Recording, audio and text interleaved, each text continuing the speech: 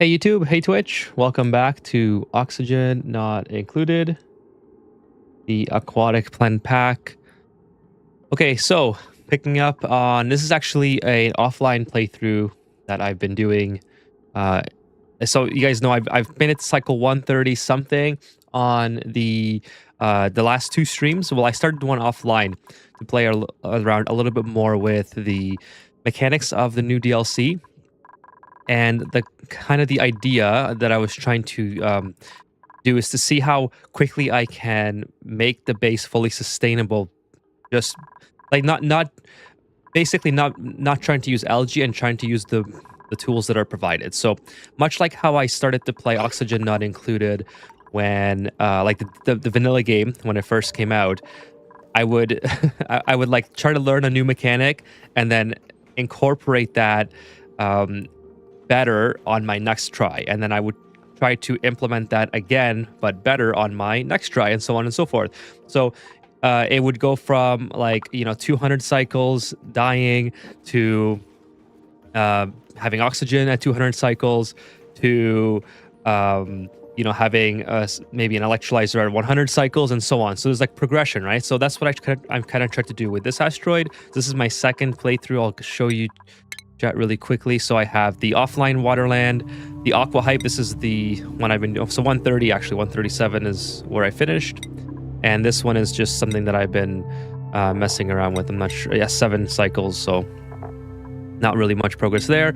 And then this is I guess the second major playthrough. Hey, what's up, Sean? Nice to see you. You're the first one tonight. Thank you for coming by. What's going on? So have you been playing the Aquatic Planet Pack, Aquatic Planet Pack, Sean? Nice to see you here. So that's kind of what I'm trying to do on this playthrough, is try to take what I learned from the first. By the way, is my voice? Yeah, my voice shut is good.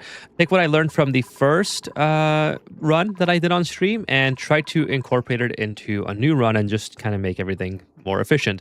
So at cycle 62, I'm pretty much exactly where I left off on the 137 playthrough. So on the 137 playthrough, I had the slogos. By the way, a new hot fix, the critter feeder now is you're able to load the salt right into here for the slogo, versus in the last playthrough that I did, I was kind of like manually putting in the salt.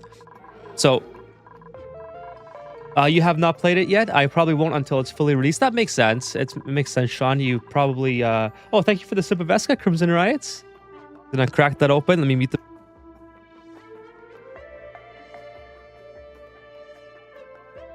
I have an ice-cold Esca right here. Hopefully I did mute the mic in time. I thought I did. You probably won't play until it's fully released. So that kind of makes sense. So not everybody is likes to play the beta. So totally get that. I will definitely be buying it day one. I hope there's a little bit of a downtime period so I can sort of go back to Factorio for just a tiny little bit and then come back.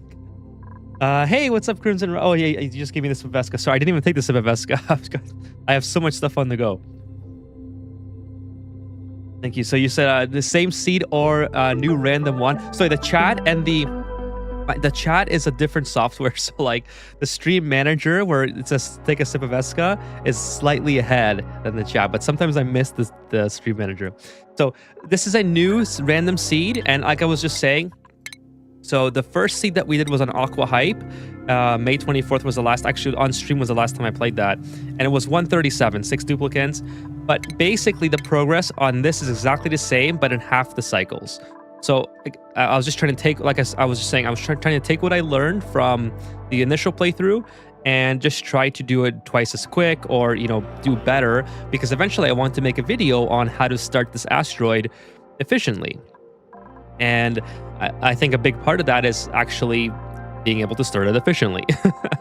So I hope that it's not too big of a deal if I just kind of skip around. It's beta anyway, so I think the beta will eventually be over anyways, and then we can do like a proper playthrough. But that's kind of what's going on here. So you guys can let me know. You guys can let me know if you guys really want to see the old one. That's fine. Like I said, it's pretty much the exact same progress. Let me just kind of go over it.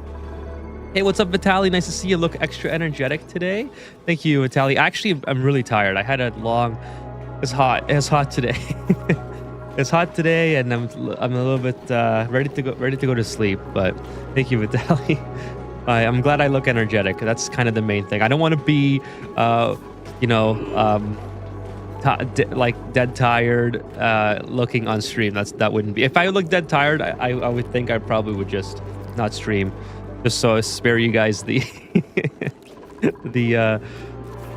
I don't know. I don't think it would be as fun if I was just dead tired. Okay, actually, my duplicants are not busy, so let me just really quickly start doing stuff before I don't want them to just sort of sit around. So I'm very conscious of keeping everything going. Currently, right now, I'm trying to upgrade my power. So running heavy watt through the base, probably going to end up running it to some transformers, maybe some transformers up here and down here. So let's do this. Let's go. This is not like the ideal place to put transformers because they do kind of get hot, but you know what? It's probably okay. So we'll do the heavy transformer. Actually, we'll put it right here. Oop. I always do that. So we'll do something like this. We could have went one higher. That might have been actually better because this you can actually just put these in without water coming over. I had a little bit of a spill, but it wasn't too bad. So we'll take this out, probably. I don't want these to be, these have a lot of negative decor, so I kind of don't want that. And it's not going to be as pretty as I usually do it. So let's just take this. And then I'll really quickly go over like what's going on here.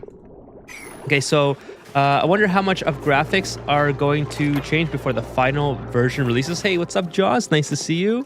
Appreciate you stopping by tonight. Yeah, well, I think the graphics are probably 90 to 99% set. I don't think it would make sense to release it like this and then change a drastic amount, you know? Like the beta is kind of like, hey, here's kind of what is near the final product. I mean, I'm not speaking on behalf of Clay. I'm just kind of guessing. This is like what we expect the final product to look like. Please test it for us so before you can find any bugs before we start selling it. Violet, what's going on, Violet? How do you access the Aqua Planet? So really easy. I actually have a video on it. So if you'd like to check out the video, that would be awesome if you go to my YouTube. But I'll give you the quick TLDR, like explanation version. The video shows you exactly how to do it. So you go in your Steam library, right click Oxygen Not Included, click on I believe it's called installed files, or click on I don't know, it's like one of the options halfway down, or like just above halfway down, and you get to pick between like it'll say like public default, beta May 21st, beta March, etc. So just keep going down your tabs until I think it's the installed files tab, and then you click on the beta from May 21st. Once you click it, it automatically installs in the background, and then you verify your file installation. Like I said, I have a video on it. The latest video I have released, I think it was on Saturday. It shows you exactly how to do it, and no guessing on my behalf. It's just a straight up visuals on how it's done. I would recommend watching that, and I would also greatly appreciate it because it would help me out a ton. So that would be amazing of you. Let's see. Yo, Ethan, I saw your Factorio vid. I'm about to start Space Age. Do you think you'll continue with that game? Yes, of course. Of course, Tappy. Thank you for coming by and asking. Definitely. But right now, the big hype is the Aquatic Planet on Ani. So I'm like kind of more known for Ani, but also I love Ani. Like, Ani's probably one of my favorite games of all time. So it's really... for me, I have to play it to kind of keep on top of the trend, and also just because I love the game so much. So it's like a double reason to play it, right? But I will definitely continue with Factorio. And in fact, I was just saying, I kind of hope that there's a little bit of a delay between when they release the final version of the game. Actually, I don't even need that anymore, do I? The final version of the game versus when the beta's kind of over, because that would give me some time to go back to Factorio really quick and have some fun with it.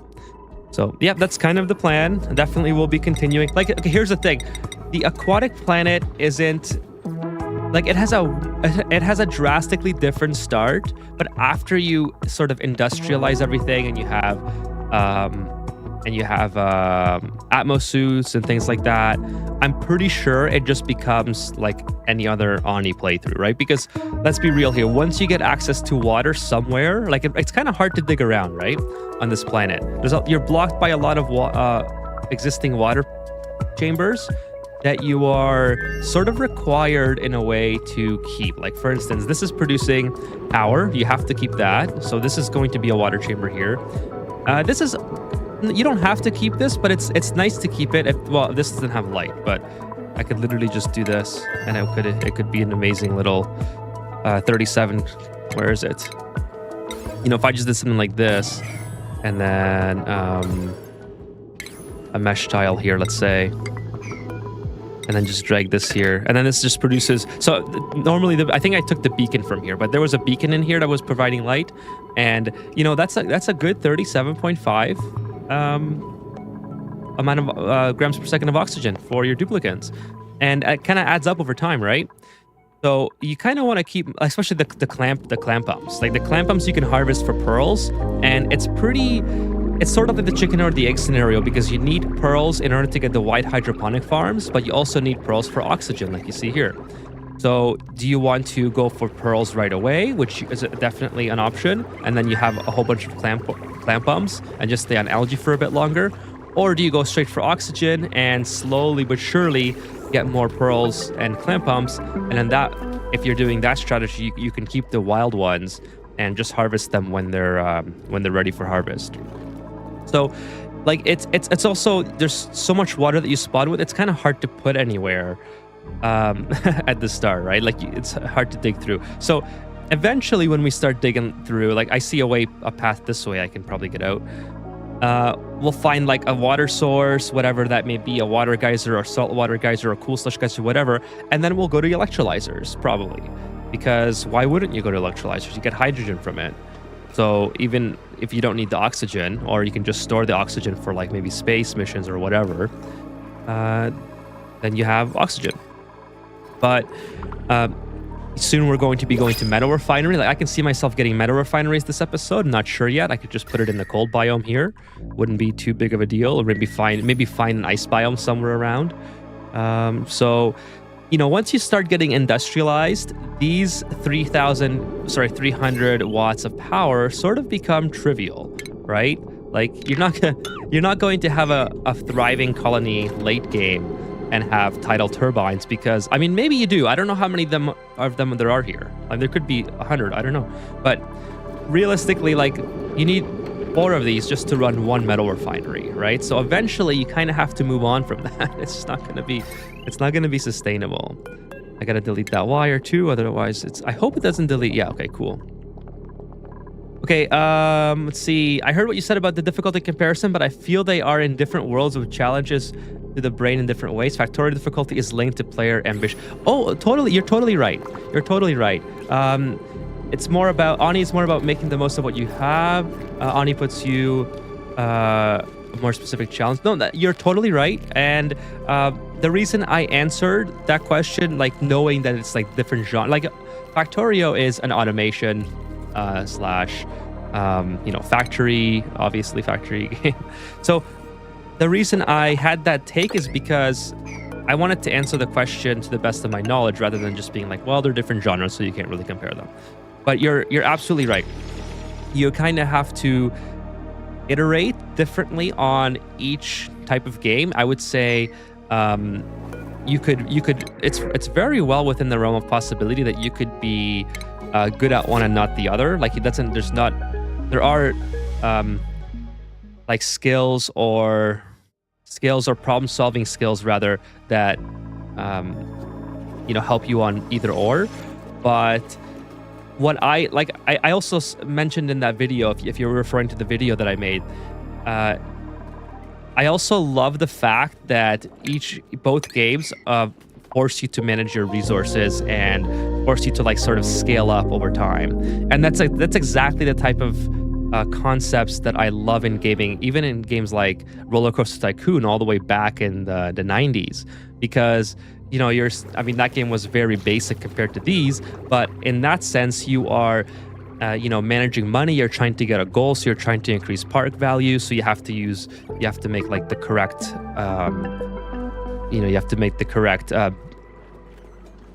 what's it called, rides or whatever. There's certain strategies to, and that's, anyways, the point is that I was making in there is that that's the kind of game I love. Is it doesn't matter how hard the challenge is, it's just the fact that I'm like managing something and that I'm interested in what I'm trying to manage.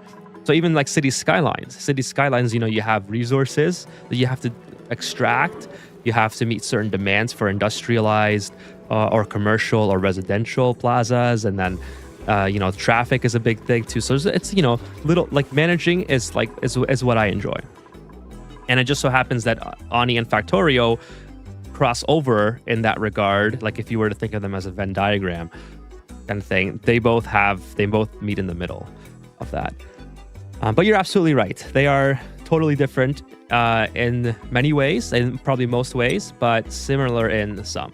Is there oil? Asks Crimson Riots. There's probably oil.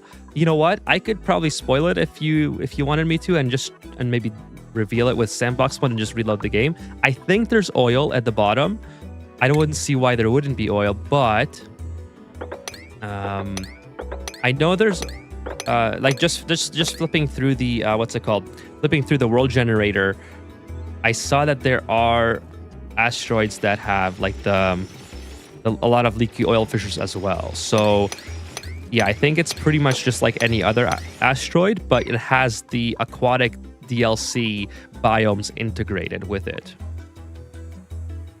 Oh, by the way, I also saw one that has a frozen core. So that was just to me that magma exists, and because obviously if frozen core is a trait, then it would be magma. Oh no, I just uncovered all this hydrogen gas. That's probably gonna end up here though, so that's not a big deal. Maybe I'll start digging this out, so that's where it ends up. Kind of don't want that to, because it's gonna end up in a spot where my duplicates are gonna breathe it in, so it's gonna be annoying. But if it's here, I don't really mind. By the way, could you plant new seeds with pips? I'm pretty sure you can, Francis. Nice to see you, by the way, Francis. Thanks for joining. Pretty sure that you can. I don't see why you couldn't. I have pips here, so yeah, it's for sure. I would say it's for sure. I haven't done that yet, But if you're alluding to the fact, yeah, see, he's actually trying to get seeds right now. That's the pearls, probably. I should probably move them. Okay. Thank you for the info. You are very welcome. Hey, what's up, Deb Universe? I like that username. Welcome. Lots of polluted brine. Yes, there's probably lots of polluted brine around here. I did see that was a new geyser, so I'm pretty sure there has to be a way to. Oh, by the way. Wait, what? Oh, there's two? How do I have two minnows? Is that normal? Recruits. Oh, there's 3 survivors. I didn't even know. I haven't even made it far enough to know that I have 3. This one wait a minute. Hang on. Whoa. This is no. This is minnow. But she needs pearl. Oh, so she's gonna swim over here. It's just that I think I unlocked this biome before that happened. So it's probably a glitch with the beta. I haven't even delivered the pearl to her because I kind of wanted the pearl for myself, but yeah, she's probably going to swim over here, which is funny that that she appears simultaneously in both spots. I had fun making rides on Roller Coaster Tycoon back in the day, but honestly, it was just fun making the visitors get stuck. That was so much fun. You could do so much in that game. Make them get stuck, launch them, like make a roller coaster that leaves the tracks and gets and launches off into space or whatever. That was great times. So Freya, I think the telescope usage would be good because we're probably going to need data banks at some point. So we'll go up into space.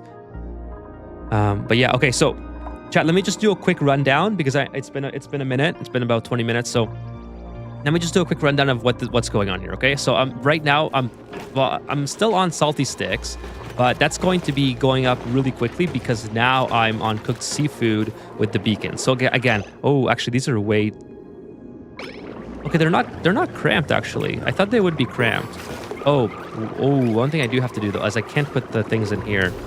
So there's a lot of beacons here. I don't know what the limit is, but I'm just gonna keep making them until I get there. Oh, and by the way, here we go. So now she's going to leave. And yeah, that's where she goes. Okay, so I was really confused there for a second. Okay, so I have the beacons here. There's a lot of them, and they provide light, but they're also going to be providing me with cooked seafood, right? So they're making all this oxygen right now. Actually, let's speed up the game. They're making all this oxygen with the corals, and I've been on the corals for a hot minute now. So my entire base and then some is being ran just off these corals. I recently started to get the bloaters here, so they're eating lettuce, which is pretty. So I just built the grooming station down here. I just built this grooming station here. And one thing I noticed about the grooming station, which I didn't realize before, is that it seems you can only build it on the background tiles. So like I can't build. I was initially confused because I couldn't build it here, and I wanted to build it here. I was like, why wouldn't it go there? It doesn't make any sense. But it has something to do with the background tiles. So that's interesting. That it has to have that. Like, what if you accidentally remove all the background tiles? You gotta like install drywall. So I know, just something to consider if you're installing the aquatic grooming station and you don't want to do drywall. Just keep the regular background tiles. So anyways, yeah, I have 2 starnicles here, and they take phosphorite, I believe. Yeah, they take phosphorite, which I have 21 tons of, but I don't have a way to replenish it just yet. Salt, I have obviously a lot of, and I need that for a number of things. Mainly, I believe is the salty sticks. Also, the slogos eat it. But once we get slogos like scaled up, then we'll have meat. So all the salt will be going to here rather than the salty sticks. I'm pretty sure actually we can shut most of these off. So the slogos, basically exactly the same as the last playthrough that I started. I'm just sweeping out all the eggs. But now instead of sweeping out all the eggs into one location, because remember it was a little bit broken because the critter feeder didn't accept Slogo salt. So now I'm putting only 5 Slogos in here with the critter sensor that's controlling the chute. And once this has 5, I'm sending the rest of the eggs into this chamber here, which should keep them from becoming moisturized. Now, I think... Okay, yeah, see, I think this is like a losing battle because they're creating moisture from here, It's coming like the mucin is coming down here, and this pump was supposed to like suck it all out just in time. So these guys, because if they don't get moisturized, they die. And basically it's like a reverse evolution chamber. They can't be in water, otherwise they live for 25 cycles. Regardless, they're going to die in 25 cycles. But ideally, what I should have done is had mesh tiles here, which I'm just going to do. I'm just going to fix this now because they see this keeps falling in and it keeps, yeah.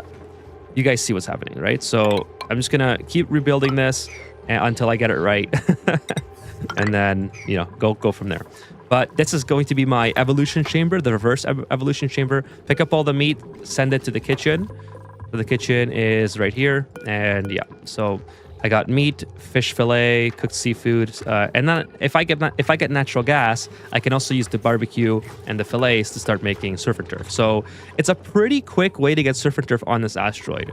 In fact, I mean, all you need is natural gas, right? So if you happen to get a spawn with a really close nearby natural gas geyser, you're basically like you basically win the food for your entire game.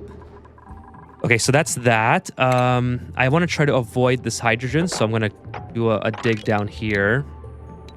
I want to get some more information on what's around my asteroid while I'm talking to everyone, because there's a lot. I have a lot to say, and I'm sure you guys have some questions. So let me get back to the chat here. See, have you ever considered managing people for a job? I imagine you do fine. I actually do that, Vitaly. I'm an electrician, but that's part of my job is to manage sites, construction sites, and people. So, yeah, it's funny that you say that. That is what I do. Okay, let's turn all this into conductive wire. How far does this go? Oh, it goes all the way over here. Okay, so whatever. We need more fine metal. So this is why I really want a metal refinery, because this is, you know, kind of takes a long time for Gossamer to do that. Mix them up and get new fish, ask Crimson Riot. So mix which up? You mean mix these guys up? So this is, yeah, so again, I'll just do a quick recap. The beacons are creating fish fillets here, and I got the bloaters. But they both actually make, they both end up making oxygen, just like these ones make oxygen directly. And, oh, hey, what's up, Dark Frost? Nice to see you. Thank you so much for the sip of Vesca, appreciate it.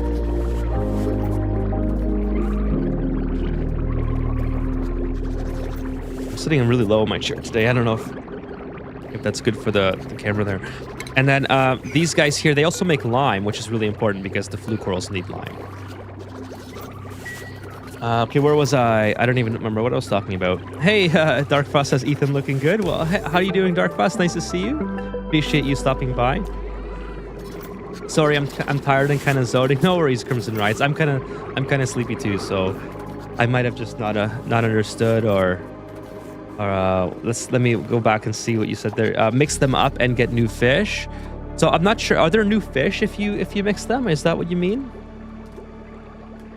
Hey, what's up, Moogie? When more Factorio?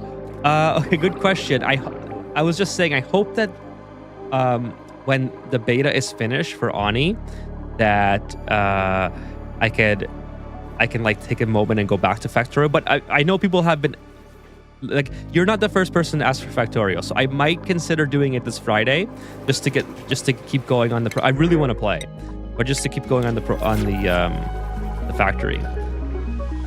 So I might do it Friday, Moogie. Actually, maybe yeah. Let's pencil that in for Friday for Factorio. We'll go back for a quick minute, or maybe I don't know. Maybe I'll do both. I don't know. We'll say Factorio for now. I might change it up. We'll see. Dem Universe asks, does is that Aquila? Is that how you say it? I don't know how to say it. I know it's the new substance in the game. Have any renewable source? Good question. I don't know yet. I haven't seen one. I haven't done a lot of investigating like to what's on these asteroids, so I'm not sure how to get that. If we by the way, I'm not sure how to pronounce it without Anyways, is this like it's Kakina, right? I don't know. Like, what's it supposed to be? Sokina or Sikina? I don't know. I'm really bad at pronouncing stuff. Stringer can betray Factorio Fridays. How you doing, Stringer? Nice to see you. Hey, what's up, Victor? Yeah, so I might do Factorio this Friday. I'm kind of leaning towards it because I know people want to see it. I also really want to continue Factorio. So I'm not even... I feel like I'm still so early in the game, like basically just getting to mid-game, that I need to keep progressing. And this game just happened to come at exactly the wrong time for when I just got into Factorio. That was kind of funny. Okay, so let's pipe this in here. This is obviously useless, so we're gonna destroy this pump and have all the mucin just fall into here. We'll basically just get this done quick, because these are never gonna... This is a reverse evolution chamber, right? So we want these guys to like evolve really quickly, and they don't evolve when they keep getting moisturized by this. And I'm just gonna put a wall here so it doesn't fall in or whatever. I don't know. It's kind of it's so funny because there's certain weird challenges with the mucin that is... It's not really hard to deal with. It's just annoying that it's there. I don't know if you guys kind of agree, or like if you've played this before. Do you think there'll be an Oni 2 or just continued DLCs? I really hope that they don't make a direct Oni 2, because like this, it's hard to recreate something as special as this. And realistically, an Oni 2 would be like, how do you like? Okay, I answered this before, so it's kind of interesting to think about, right? An Oni 2, think of it in terms of like City Skylines 2 or like a Kerbal Space Program 2. Now, I'm not saying Clay is that type of developer that would mess it up that bad, but how do you build upon an already almost perfect game?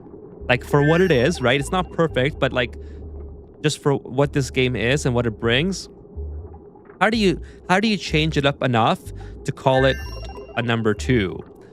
It's a little bit difficult. I think the right game plan for Oni is to continue to support it long term, continue to release paid DLC to keep the life of the game actually going, and I think that would be much more satisfying to longtime fans than trying to recreate it in a way that it's different, so you can call it a 2 and ask full price for it, because you run the risk of completely obliterating any chance you have of keeping the franchise going. Like with, again, going back to City Skyline 2, Kerbal Space Program 2, like those games, they had a lot of hype, and I think Oni would have a lot of hype.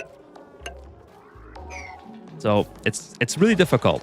Yes, there has been some good iterations of games, like, for example, another franchise that I really enjoy is Civilization 6.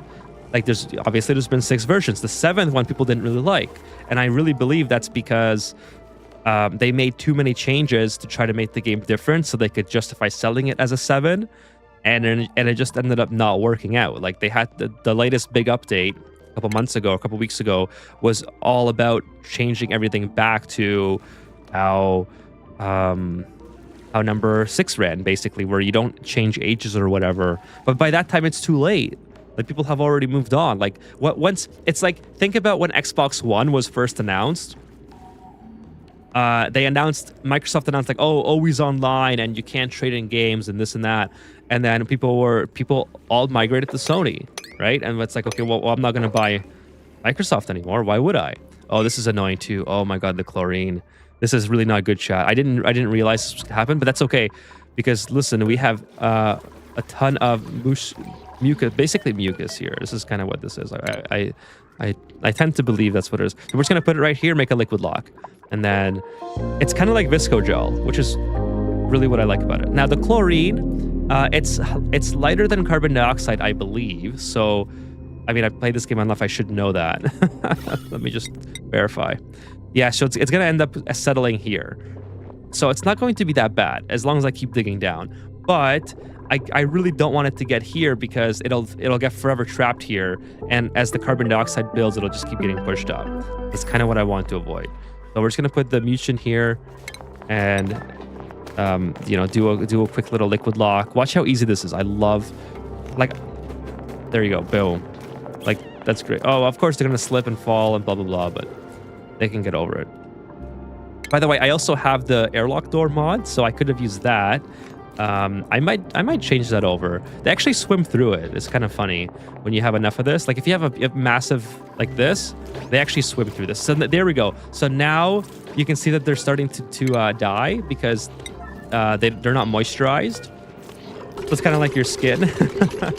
Like, you gotta keep your skin moisturized, right? So then this is gonna start producing an insane amount of meat for me. Like they don't produce a lot of meat, but they're going to produce some meat. I think it's only 600 calories or whatever. So basically I can pretty much get myself off of salt sticks now because I have cooked seafood.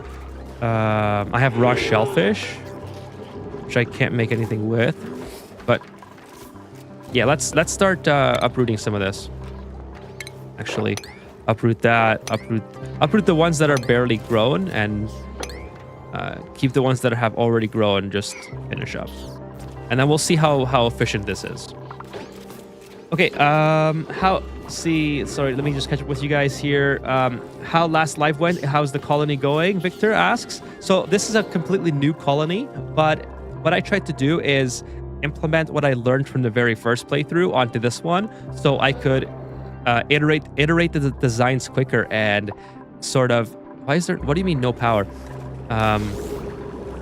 Iterate the designs quicker and make it so that I could make a video on how to progress through the early game on Aqua and actually know sort of what I'm talking about, right? Because that's kind of my next video, and I was going to release it on Tuesday, but then I started playing a new run, and I realized how much I just didn't know.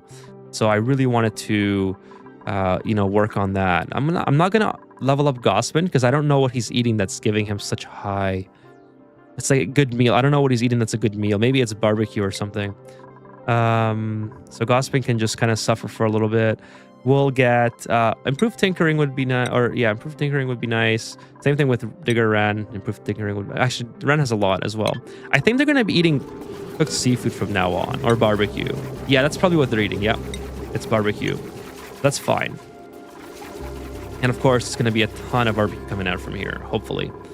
So anyways, I started a new one just to see like if I could take what I learned and do it better. So when I make the video, I actually know what I'm talking about and not just kind of, you know, guess or kind of not guessed, so to speak, but I wanted to have more experience going through the early game. So it's actually going really well. Last stream also went really well, but this progress is exactly where I was last stream, but in half the amount of cycles. I guess that answers your question. Sorry it took so long. I was like rambling on about there. Let's see. Taffy says, I really think it depends on the constrictions of the current engine compared to their ambitions. That's true. I mean, they could very well change the engine for the better. The thing is, right now they're in that perfect balance where the game looks really good and it doesn't take too many resources, especially in the early game. Like,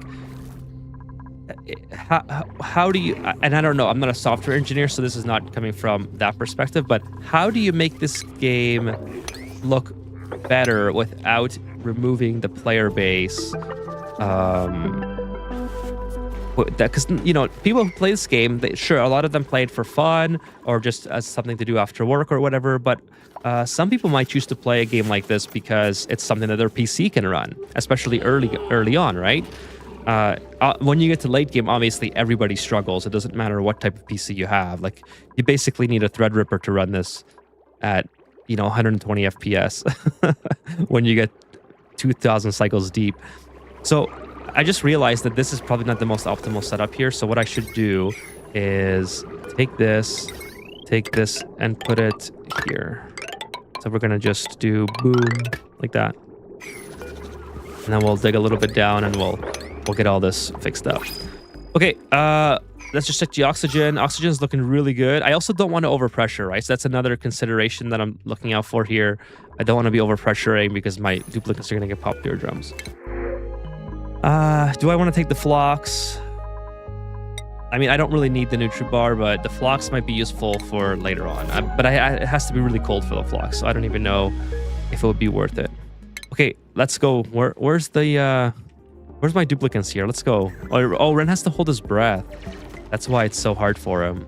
Yeah, I really need ammo suits for this area, to be honest. Because he's holding his breath the whole way, and now he's digging through abyssalite.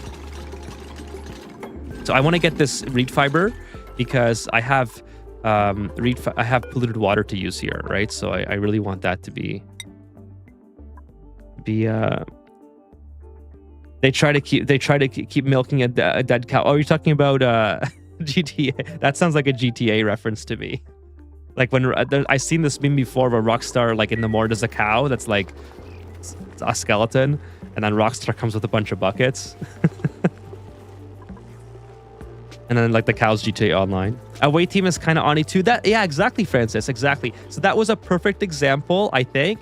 If that was their ambition to make that an Ani 2, like let's say, that's a perfect way to take the franchise as it is now and make it into basically the same universe, but just change the formula up a little bit, right? So it's not making like a direct side point and click game where you're telling the duplicates what to build and whatnot. You're kind of just controlling one duplicate. Is that right? Like I haven't actually played the demo for that or the beta when it was out. I totally missed it. I was too busy. So I wish I didn't miss it, but you know, it is what it is. So yeah, it's that's kind of let's see. Maybe I'll take this down this way. I don't know if I have enough. Yeah, I don't have enough. So for now, we'll just do this, and then we'll disconnect it there. Should have spent more on there. This is just really slow. I wish I had the metal refinery for this. But yeah, Away Team is a great example of how to make a proper sequel, in my opinion. That is going to be amazing, I think. Reminds me of OW1 and OW2. What is that OW? I'm not sure what that is. The latter felt underwhelming. For snails, they gotta stay moist. Yeah, well, I need the food, bro. So you guys have to just sort of dry out.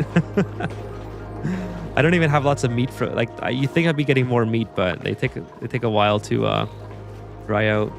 I'm gonna mop this up as well because it's kind of interesting. It doesn't really work in a vertical configuration because, I mean, you guys see the issue that's happening. All the Mutsun ends up on my evolution chamber. So again, another thing that I can iterate on later. Whatever, this is gonna work fine for now, but you know, later on, I know not to put this directly underneath. It's just, you know, there was a little bit of space constraints, but that's not really why I put it under there. I just thought it would flow nicely. Obviously, it doesn't work. I'm more of a like I've always been a trial and error type of person, so I don't. And again, I'm sure you've already figured this out, but I don't really make a lot of plans to do things optimally the first time around. I kind of just throw stuff together and see what works, and then I continue to iterate. It's a lot like blowing up rockets. Like every time SpaceX blows up a rocket, they're like, "Oh, that was a complete success," and people are like, "But it blew up." Like, yeah, we're just testing it. So it's like, okay. Actually, I'm gonna do William's technique here. Not that. See if I can remember. Is this gonna break? I really hope it doesn't break. That would be so funny right now if I just messed everything up. But anyways, it's kind of like this. I'm not sure how the mud behaves if the polluted mud. It shouldn't break, right? Like there's not enough water pressure in here to break one of these tiles. I would hope so. Did I mess this up already? Was I supposed to go this way? Hopefully, I don't know. Well, they'll figure it out. I'm sure they'll figure it out. Put some ladders in there. for the time being. And I need this. This is kind of what I need. So after I should, you know what I should do is just go like this. And then just have that. They did a pretty big overhaul in the graphics from the standard game. Says Dark Arma. What's going on? Hey, what's going on, Dark Arma? If you make 3 tiles high airlock with the mutation, do the dupes still slip in it? Good question. I don't think so, because I don't think the mechanisms would change with that regard. So let's try it. Like, I think they would still jump over it, right? The problem would be now is obviously getting rid of these. Okay, so let's do another one. Where's the... Relocate that to here. See what happens. Experimentation time. The Snow Fox asks, have you figured out the new critter stuff when it comes to happiness and reproduction? To be honest with you, I didn't even know there was new critter stuff with that. I didn't read the patch notes or the notes yet. I was supposed to, because I wanted to make a video on that as well, but I haven't watched it. Okay, that turned out a little bit bigger than I imagined. I guess there was a lot more volume there then. So I've just been sort of throwing stuff down and seeing what works and what doesn't. But actually these guys are crowded now. I made way too many. Holy smokes, where did they all come from? Oh, the eggs all hatched. Look at all the beacons I have. They're not even providing light. That means my oxygen is stopped. Oh, okay, so there we go. There's something I just figured out. If the beacons are miserable, they do not provide light, which is not good. Okay, so how do I fix this quickly without just murdering all the beacons? Because obviously, let's just put them in here. Well, these guys will murder them. How? Okay, hang on, 37%. Okay, I should have enough time. I gotta relocate all these beacons over here, I think. This is gonna be a little bit annoying. I didn't realize they were so close to hatching. I thought I had more time. I probably had like 20 eggs there. I need this done ASAP, please.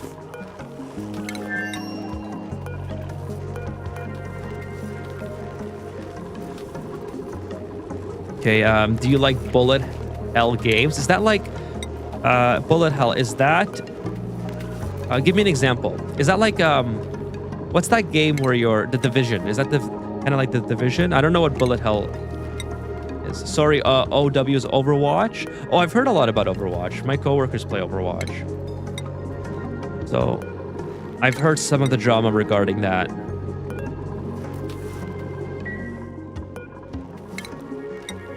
And how the second game was a little bit too different or whatever. Okay, let's go. I need you guys to start doing this. You're gonna run out of oxygen, not me. So you better start moving this. Okay, we're down to 1,400 grit. I might have to turn this back on if they don't move this quick enough. Let's go, Marie. Why do you go for the farthest one? This is gonna take a while, but I mean, okay, now, well, you know what? That's fine. It's kind of annoying, but it's fine. The Great Beacon Migration. I didn't know I was so close to them all hatching at the same time. That's so funny. Now there's gonna be like, I have to automate this. That's what the auto sweepers are here for. They were supposed to like start automating this area, but obviously that didn't come to pass. And of course I'll build something here. We'll make this, well, what we'll do is ideally we make another coral station there. And then I'll have the auto sweepers picking up. Oh, I need more. All right, so I'm gonna continue to make more zinc. That's what I have to focus on. You know what? Forget this right now. I have to focus on fixing this like permanently. It's basically like a Pagu farm, so it shouldn't be that big of a deal. I'll probably have to make like a little container here to keep all them in. Looks like you need a Radbull slaughterhouse. That would be so epic. I have to do one of those one day. That's so cool. Have you? So let's see here. What else have I seen? My phone ran out of battery. I didn't fully hear how the colony is going, but I got the general situation. I see. Okay, so okay. Don't worry. I'll tell you again. So the original colony went fine. Then I restarted the colony because I wanted to take what I learned and iterate on it and try to make it better, so I could make a video on it. So this is the second colony. The first one I played until cycle 140, I think it was. And I decided, and I got to exactly where I was in that colony in about cycle 55 or 60 on this one. So I would say this one's going very well. In fact, it's going so well, my beacons have completely overpopulated, and now I'm losing oxygen pretty quickly. I used to have like 2,500 grams here. Oh, there's so many of them. Why is there? How did I get so many? It just came out of nowhere. Okay, Marie, you gotta keep going. We're not finished. We are not finished. Marie better not be on sleep. There is no time to sleep right now, Marie. Let's go. Okay, I already got all these. Okay, there's one here that I missed. Okay, I'm gonna put this on high alert as well. Are you using fish feeder? It seems like the fish feeder is taking pressure damage every time. I am using a fish feeder. How do I prevent that? Okay, so if your fish feeder is taking damage, it's likely that you have too much water, and this is like the weakest link that you've made. So is it first of all, is it in an enclosed space? Like, do you have this enclosed on your map or whatever? Because that's kind of the only way I think that it would be taking damage. And it shouldn't be taking damage unless the water's like overpressuring, kind of, I think. But let me know, like, give me an idea of your setup. Maybe the chat can chime in as well. I'm not quite sure. You know, how did the mosquito? I have a mosquito near me for some reason. I did have the window open earlier. Kind of annoying. I really fucking hate mosquitoes. The cat should be here, taking care of it. I guess it's that season also, where they're starting to come out. Okay, sorry. Sorry, I forgot what I was talking. Oh, the fish feeder. Yeah, it shouldn't be taking damage if it's just like sitting in the water. So there's probably something that's happening that is causing it to do that. Well, I'm glad someone's happy and singing a tune, because I am not. Look at all, they just keep coming. This is a never-ending battle. How many do I have? I'll know when they're working, because they'll start making light again.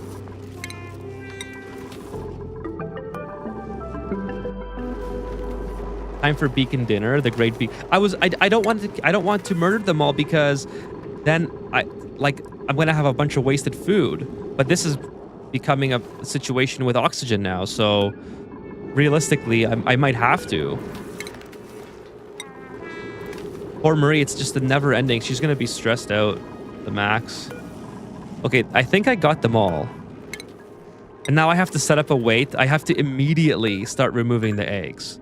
Like, this cannot wait. Beacon eggs. Same thing here. No, I can't put it there. I have to make it at least somewhat the same. And then same thing here. And then start doing the conveyor. Oh, no. Push the wrong button on the mouse. So the beacon eggs all have to go into here for now. For now, I'm just going to put it here. And I'll immediately build a chamber for it. But this is just too much. I can't take this. Okay, like this, and then like this, and then I should have a battery on I have a battery here. Okay, I have the wrong type of battery. I should have a small. You know what? Let's not replace that right now. We have too much stuff going on. To be moving that around. Toilets. You got to be kidding me. Okay, no, toilets are good. Don't you dare pee yourself. Who is gonna pee themselves? This is not the asteroid to pee yourself on. Is it Marie? Marie! Okay, fine. You don't have to do this then. Go to the bathroom, Marie. I cannot have you peeing yourself. Please go to the bathroom. Please use the bathroom. Okay, thank you. Okay, here we go. We got more. There's more that I didn't catch. Okay, now that Marie has went to the bathroom, it's time to keep going. Okay, sorry, Chad. This is affecting my oxygen, so I need this done. There we go. Beacon eggs all coming out. We're making light yet? No light yet. Okay, we got light. We got light. So these are good now. We can finally take these off. And it should be okay. Well, they're not all making light, so I have to keep going.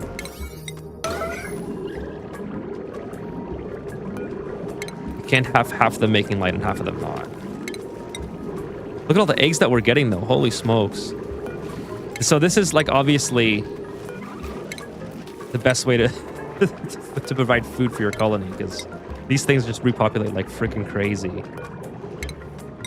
Holy. Oh, thank you for the sip of Eska and the moral support, Dark Frost. Sorry, this has been really hectic, so I just saw it. Appreciate it.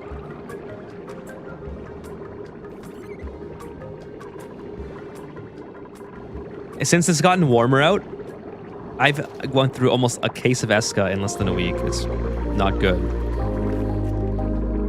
Like, I drink regular water too, but Eska's just so good. I love to drink. It's so fizzy. So on a really warm day, it just hits the spot. Okay, we're just gonna remove all the babies. I don't want any more babies, and then that should be okay. Like, some of them are still kind of glum, right? But anyways, once I remove the babies, it should be okay. They're no longer overcrowded. I'll take that last baby out, and then we'll let Marie do her thing. Okay, now I need to make a a population chamber here. So also what I have to do is enclose this space entirely and put a door here.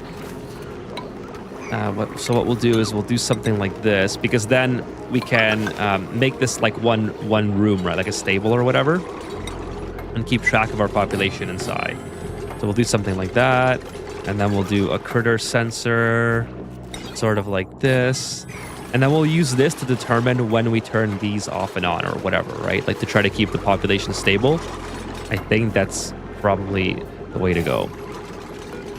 So let's get all this built, and then we can see how much we got. Okay, let's see what you guys are saying. Sorry about that, chat. So I think so Victor says, I think the most famous games with bullet hell mechanics are Dungeon, Undertale, sorry, I'm not sure what that is. Binding of Isaac. Okay, I've heard of that. And Tohu games. I've never played any of those. So I guess the answer to your question would probably be 100 and what? Would probably be no. This is obviously wrong, right? Because there must be. Oh, that it wasn't done. There we go. That's better. This last tile wasn't done. So it's 19. We have 19 beacons in this massive spot. Hey, thank you for your subscription, DJ Sonic on YouTube. Welcome to the stream. By the way, chat, hit the like button, please, if you're here. That would be greatly appreciated if you guys all smash the like button on YouTube. And if you're here on Twitch, again, appreciate you joining. Follow me if you haven't already for more Ani gameplay. I stream 3 times a week, sometimes more. Well, who am I kidding? Very rarely more. I try to stream as much as I can, but it's hard with life and stuff. But check out my YouTube too. I make lots of YouTube videos for Ani, so that would be much appreciated. Okay, so let's see. Go fishies, conquer the colony for yourselves. Bullet hell games feel like the complete opposite of Ani. Yeah, so I don't think I would like those, because I don't know exactly like what they entail. Okay, so this is, I think 20 is probably a good number. They all seem to be pretty happy at 20, but I obviously need more people that know husbandry. So actually, hang on.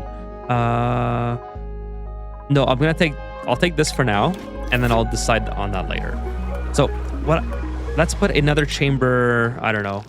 Oh my goodness, they're all here. Let's just make this into a chamber then, right? It's already here. I know it's kind of far. Whatever, right? We'll just build this into, is this sand? And it's still stone. Okay, this is salt. Should be okay to dig through. Actually, what we'll do is we'll dig it out first because there's a lot of dirt here that I could probably use. So we'll kind of go like this, and then we'll build the base on the bottom, and then we'll just have all the beacons in here. I think that'll be a good strategy. Like all the extra beacons, all the beacons that we don't need. And then all the beacons that we do need, we'll keep in here, and then we'll keep some beacons on the side, and those will be the beacons that are trying to hatch for later. I'm not going to do the same as I did with the that I usually do. I think maybe I'll send them up here first. I'll go like this. We'll go like this, send it to here. And then once we get out of here, let's see. I want to try to avoid this space altogether. Although I guess it doesn't matter. Just go straight through. So we'll rebuild it like that. We'll put a, where is it? A chute here. And this chute will only turn on once this sensor goes below a certain number. So we'll say, I don't know, we'll send the green signal to this chute if it's below, I don't know, let's say 5 eggs. We'll keep 5 eggs in here, 3 eggs in here at all times, let's say. We'll have to play around with that a little bit. Let's see how that works. Oh no, this is going to cause a little bit of conflict. I might have to move that over, or move this over. But anyway, so we'll do that, and then remove this stuff. And then so what this will do is all the eggs should come up here. It'll pass through this conveyor chute. If there's less than 3 eggs, it will drop an egg. Otherwise, all the eggs will keep going, and then we'll drop in here. And then this will be my evolution chamber. So that's that. We'll build this, and then we'll kind of condense this a little bit so it's not so big. Maybe we'll start building it in, and we'll squish all these little critters into one little area here. Okay. I feel like a tile. I have like a tile more than you. The water is the same level as the fish feeder, and it takes pressure damage. So the tile. Try. Okay, here's what I would do. I would try to just see if this works. Try to move the critter feeder 1 tile higher, and see if it still takes damage. If it still takes damage, then it's something else. If it doesn't take damage, then I think my theory of it having pressure damage just from too much water is correct. So that's what I would try. Take this, and let's say yours is here, right? Just move it 1 tile higher, and it should still maintain the correct stable. Like it should still close the stable that way. And I hope that helps. Let me know. Dragon, Dupes potty emergency saying it's not so. There was, but this is the worst asteroid you have a potty emergency on, so I quickly rectified the situation. I would never want to have a potty emergency here. Okay, see, here's pressure damage here, by the way. This is actually what I really don't want right now because all these beacons are going to go everywhere if this bursts open. So this is probably what's happening to your fish feeder. Let me get my team on this ASAP. Let's go, team.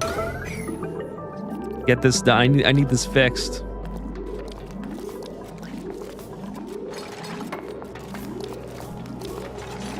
Challenge mode, no bathrooms, aqua run. That would be kind of interesting. No challenge aqua run, huh?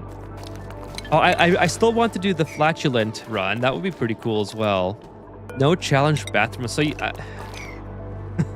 that would be. I think that would be. You just have to live with the fact that you're going to have pee everywhere at all times. Or like force your, or if you have Atmos suits, obviously you can control where the pee sort of lands. Just have like a base where all the, like with mesh tiles, so all the pee goes right to the bottom. That would be kind of funny. Okay, let's push everything over. We'll put data banks in here as well. They'll go like that. I do have like 1 or 2 data banks in places.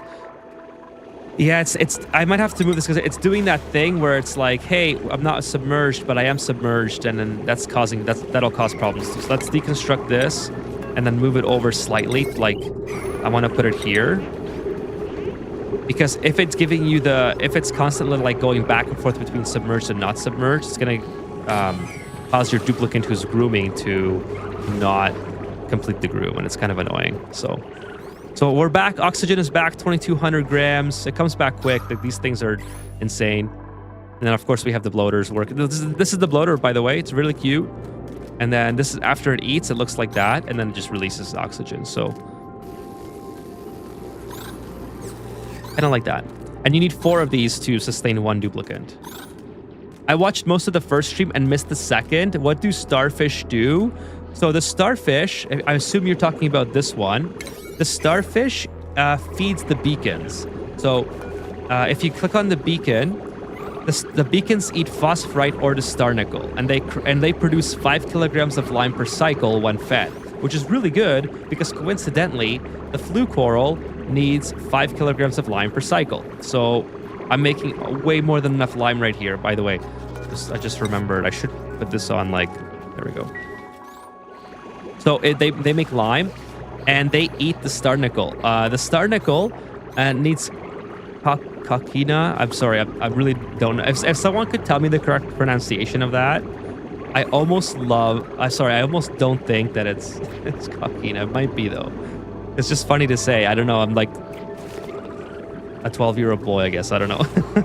I just don't want to. Here's the thing. I say a lot of words wrong all the time, and I don't want to be wrong on something that is probably obvious to other people. So that's what I'm calling it for the time being. Okay. So that's what the starfish do. It just feeds the beacons. But it needs this material, which I don't think is renewable yet. It might be. There might be a volcano for it, but I don't know. So we'll have to see. Esca's biggest source of revenue is Ethan. I do buy a lot of Esca. Like, so during the winter, I probably bought maybe 2 cases, and it lasted me a month, and it was 18 per case. But so far this week, I've gone through almost a full case, so that's not good. It is not economically feasible to keep going on at that rate. Oh, I wish I could destroy this. I can't destroy. This is kind of gonna mess me up here. I'll have to move some of these beacons manually. Actually, oh, are they not gonna get stuck? Just one is gonna. Oh, what are the chances, Chad, that no beacons got stuck in there? Crazy.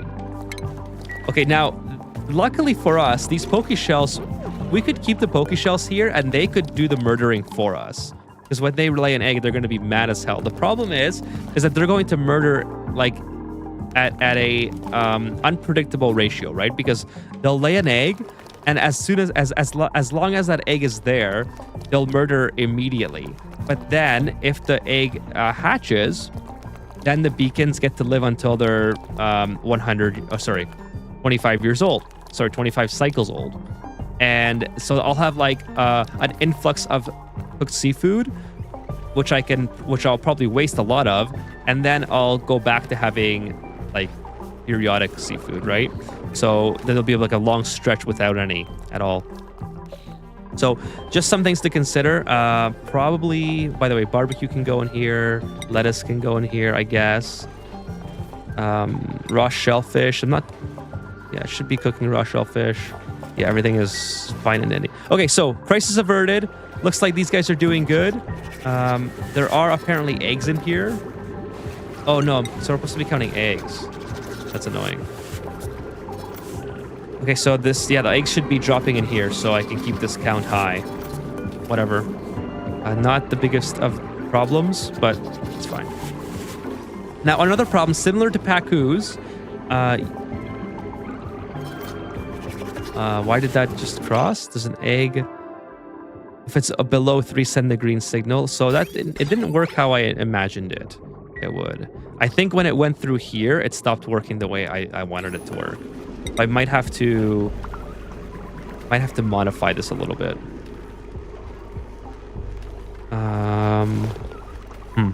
Might have to put this lower, which is fine. Put it like that. So here comes the egg. Let's just slow it down. Okay, so it bypassed that time, but there's 4 eggs. That makes sense. Okay, so that worked. I don't know why it didn't work that time. And anyways, the point is that these auto sweepers can't reach it, right? So the egg will eventually hatch, refill the population. Okay, let me just get caught up here.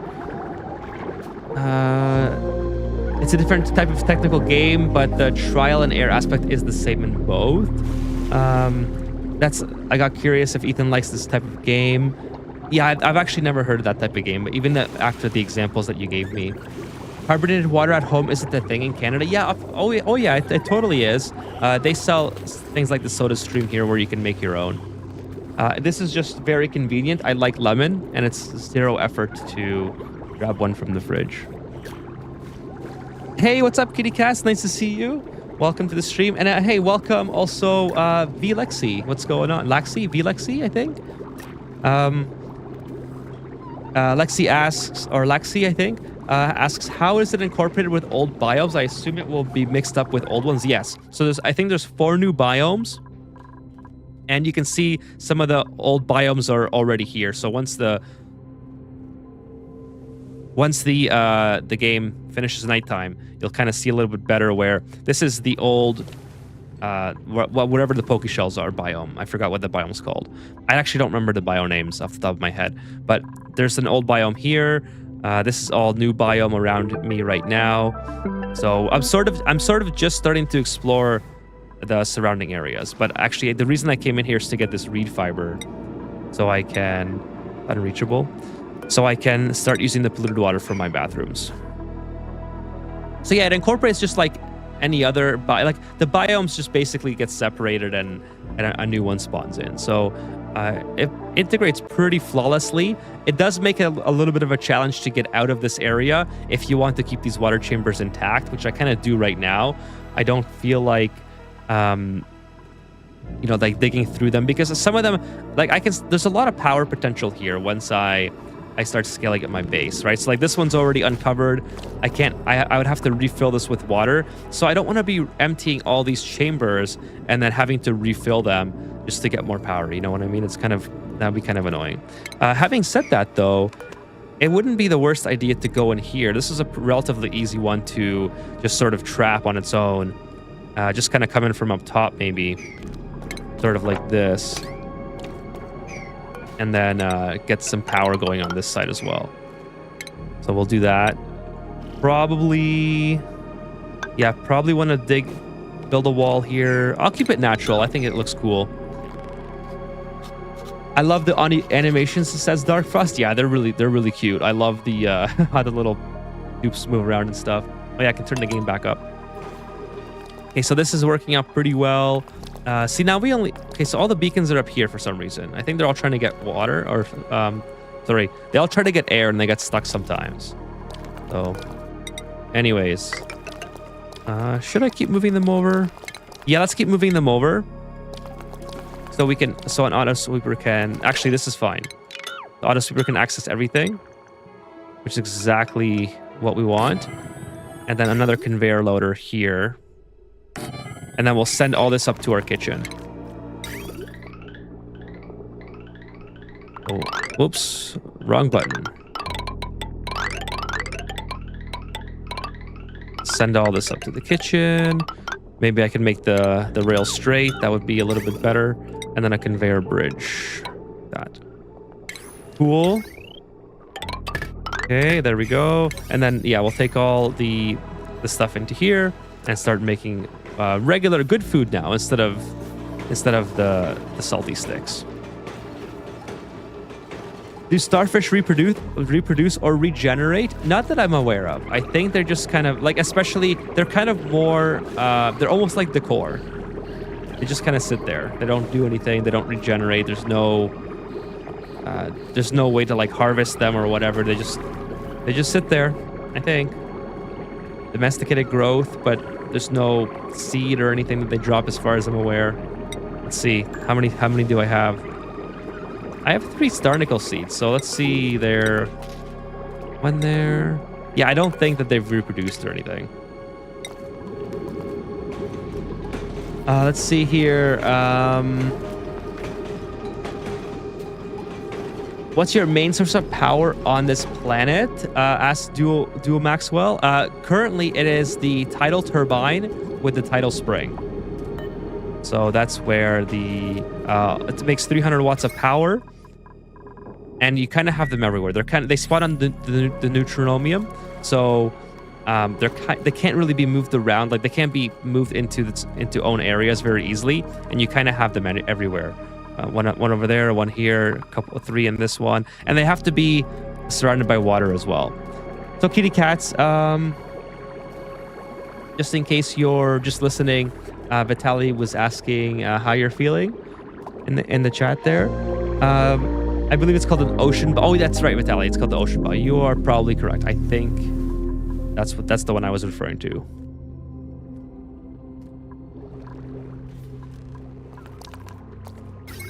But anyways, not that you. I don't want to make you obligated to share kitty cats. Just wanted to mention it just in case you didn't see, or if you're just listening. So did they redid any animals that eat dupes? So I think there are animals that, I think it's the squid that you're referring to, right? The squid is dangerous to dupes. I'm not sure the changes.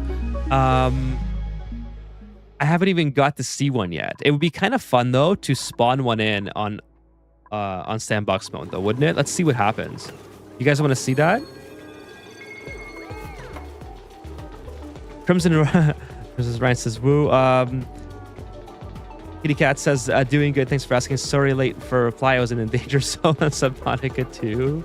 How are you liking Subnautica 2? By the way, I'm happy to hear that you're doing well. It is excellent news.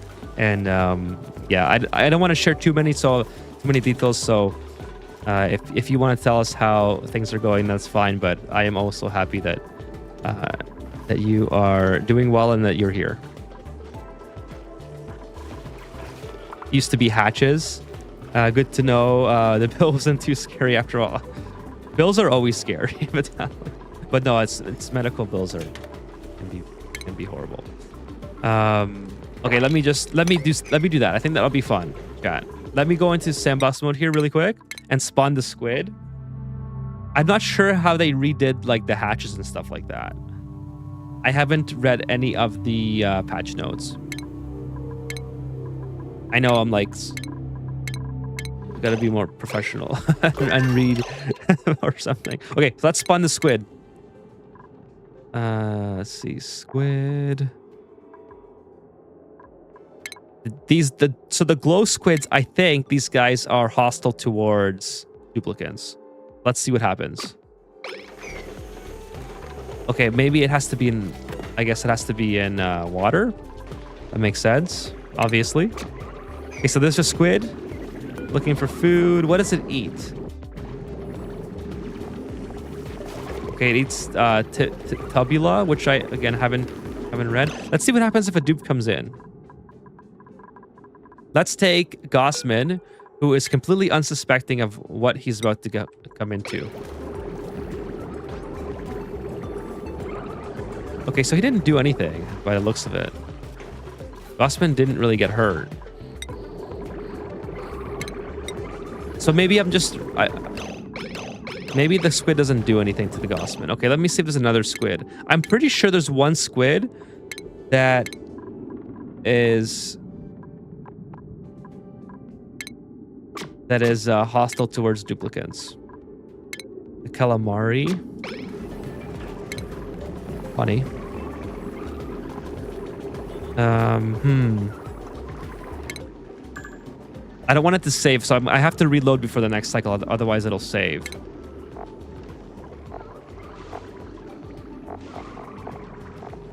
Okay, so these are blah blah blah. Maybe they're not hostile towards. Sorry, no, I keep saying humans. I meant duplicants, I think. Did I say humans? Well, anyways, I'm gonna reload that because I'm on sandbox mode. Obviously, don't want to keep playing on it. I have my playthrough of Subnautica 2. Not too many episodes. Early access has been amazing. That's good to hear.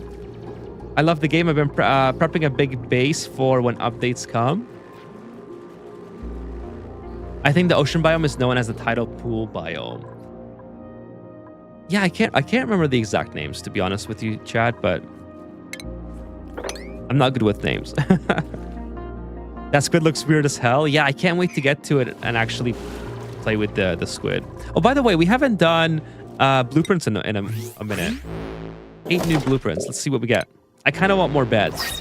Oh, I just realized I don't think I have a bed for 6 duplicates, but I have 6 duplicates.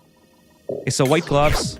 1, 2, 3. Yep, I don't have a bed for all my duplicates. So let's do... Which one am I missing? I obviously have 6 to make. It's this one. I'm sorry, whoever's sleeping on the floor. Oh, I gotta sneeze. Sorry, chat. Sorry for the weird noises. I almost had to sneeze there. What was I doing? Oh yeah, blueprints. Okay, let's see what we got. Okay, algae wedge wall. Stealth glovelets. Nice, strawberry jelly jacket. I think I already have that, but it's cool. High visibility point. The striped petal gloves. Basic red shoes. And the digital law. Not the best.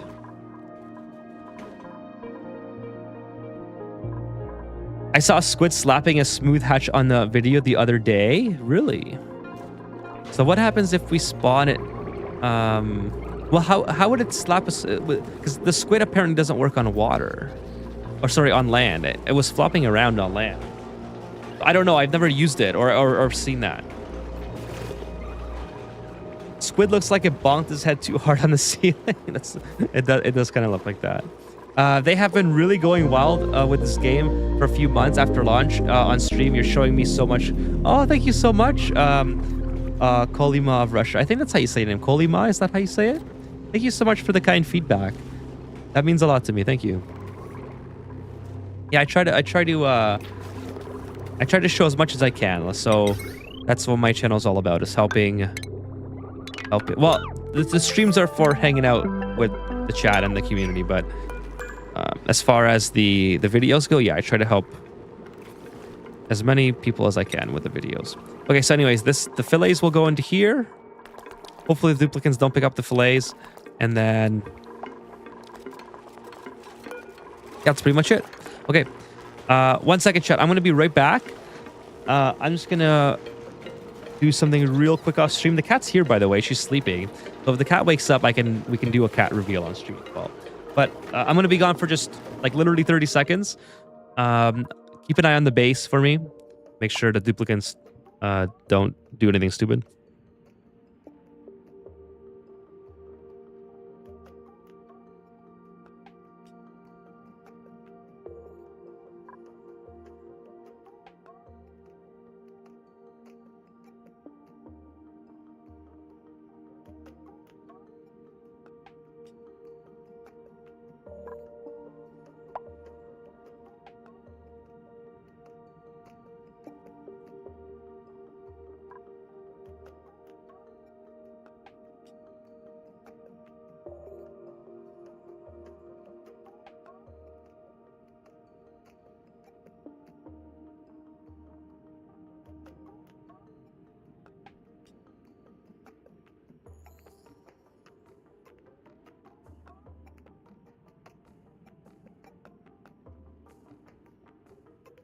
Okay, all good. Sorry about that, chat. Just had to clear my nose a little bit. Take a guess, chat. What color is the cat? Well, I have two, but I'm pretty sure you've seen them, Vitaly. So if you want to quiz the chat, you might have a bit of an advantage. But the cat, she just woke up. She saw me walk by, so if she comes, I'll bring her. They usually don't like coming on stream because there's not a, I sit close to my desk and they don't like to be confined or whatever. They like to step on my desk, but I can't let that happen on stream. If they click on a shortcut or something and they close the stream, that would be bad. Okay, so far we're on a little bit of barbecue. We're on cooked seafood though, which is really, really good. We also have lettuce, so I'm almost inclined to just get rid of all the salty sticks like right now. Let's get rid of half and see if we can maintain our duplicates with just the cooked seafood. Obviously, it depends. This is going to heavily depend on not messing this up again, like I did initially. Also, I want to put another critter sensor here, and we'll do like an automated notifier or something. So if the population gets too low, I can alert myself. Automated notifier. And then, then I want to get into these towers. These are the towers that I tried to get in last episode. Oh, there's the ore halls as well here. The ore halls are pretty cute. They're pretty cool. Okay, so another thing that I want to do is, since there's ore halls, maybe start another chamber of water for those guys.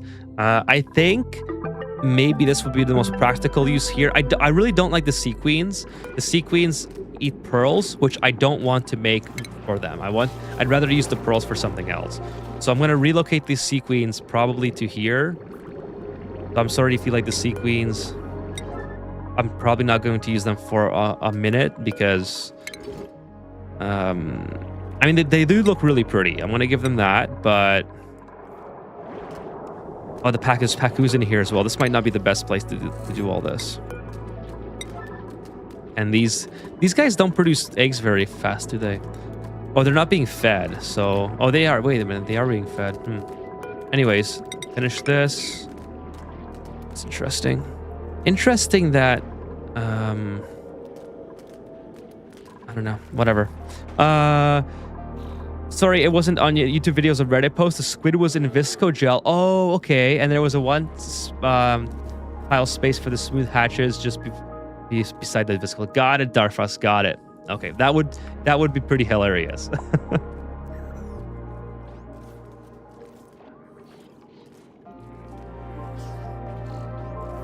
Okay, the cat might. She's grooming, so maybe she'll come on stream. Oh, this is not good. I've already made 5,000 kilograms of mucin that I might have to. I didn't realize how quickly that would fill up. Might have to just make an infinite chamber for it eventually. But for now, we'll just make him here. This is just I'm pretty sure for the beta, it doesn't matter, right? We'll just relocate all this stuff. We'll come in through here, like this, and then we'll go like that.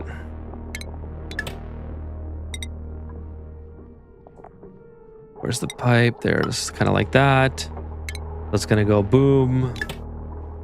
That should be okay. In boom, boom, boom. Yeah, just like that. Hey, what's up, Charlie? Nice to see you. Did you see the update log from last night? Sluggo got nerfed and Pokeshells sound dropping meat now too. No, I did not see that. I know there was an update because the critter feeder can now actually feed the Sluggos. Remember before, chat, I couldn't feed the Sluggos with this thing. So now they are, which is really nice. I don't know what the nerf was. So I was really, really busy yesterday and didn't have... So 800 calories.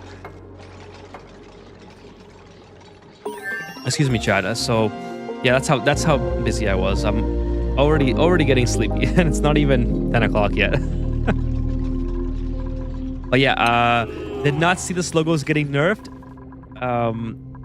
I did see there was an update. I'm not even caught up with the main release notes yet. Yawn count 1.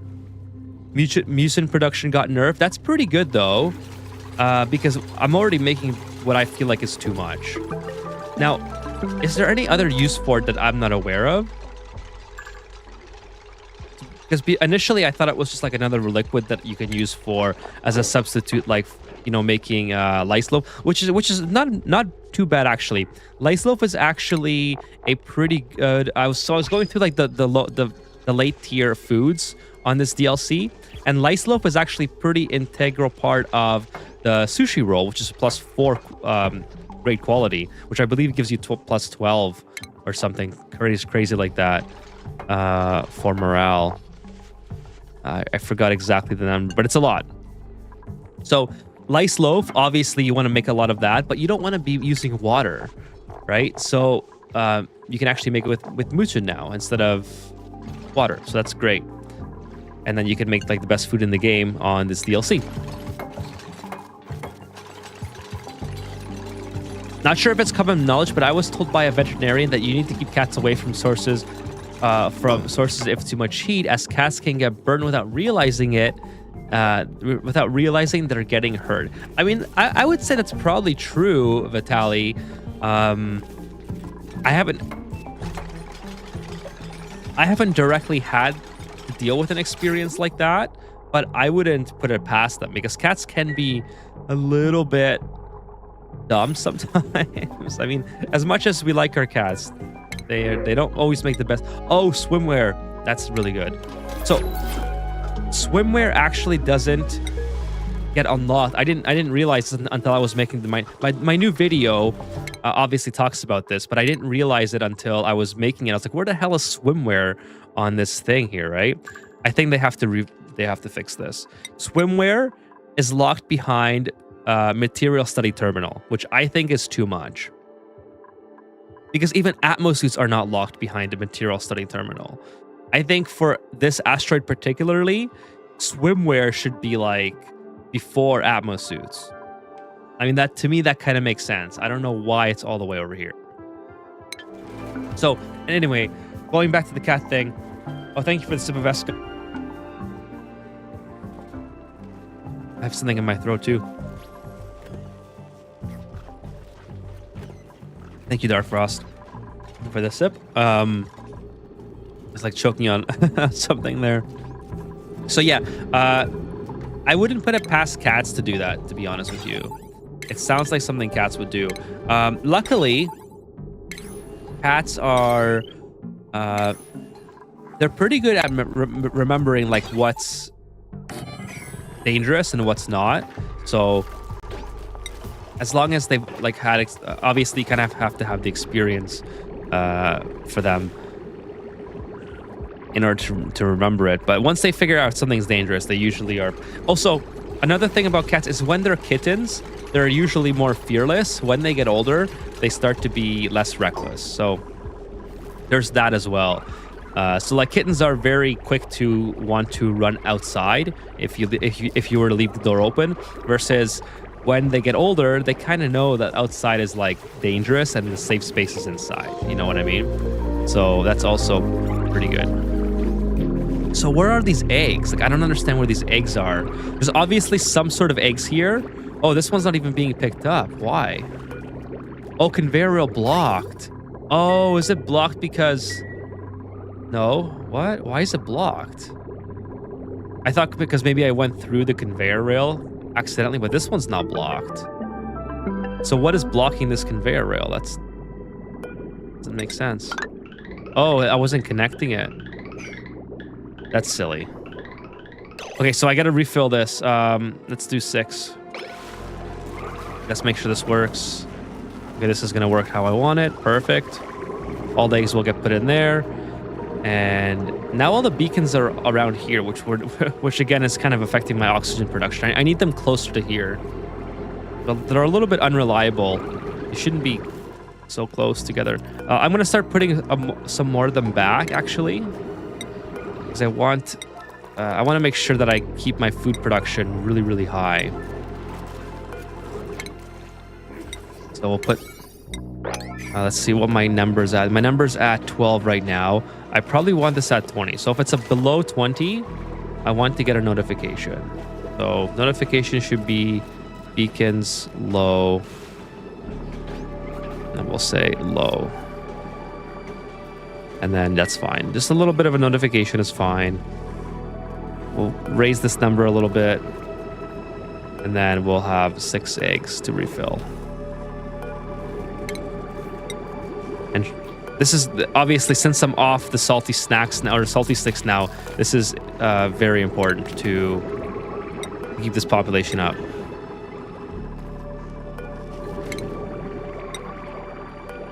And by the way, these Pokeshells have to go too. So let me get this Pokeshell. I don't want it to murder everybody when the time comes. Let's put the Pokeshell in here. I think that was... Okay, there's only one Pokeshell. I thought there was 2, so I don't know what happened. Okay, choke count 1. I don't know what happened there. Let's see. Good LGN dirt source if you boil the slime out, maybe. Oh, perhaps, I suppose. Sorry, I'm not sure what you're referring to, Kitty Cats. I must have missed it. That was probably when I was choking on air. Hey, what's up, Wacko? Nice to see you. Been a minute, lurking around. Enjoy your lurk, Wacko. Nice to see you. Welcome back. It's been a minute. How have you been?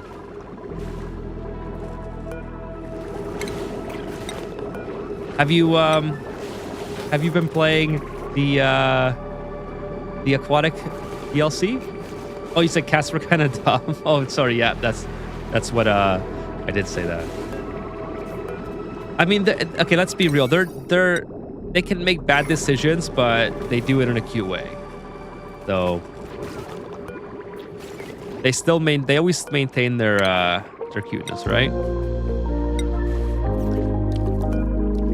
But yeah, it's like most kittens are way more reckless. Like if you've ever had, and I'm talking about like 8-week-old kittens to usually around 6 months to 8 months. They are so willing to just walk out, or like they have no fear of heights. They have no fear of the outdoors. My cats are indoor, obviously, but if they're outdoor cats, then naturally they won't have a fear of the outdoors. But if they're indoor cats, my oldest one, she will not go outside. Actually, she hates outside. If you try to like take her outside to show her like, hey, this is the outside, she'll immediately want to go back in, which is really good because you don't have to worry about her ever going out. Hopefully, you know, fingers crossed.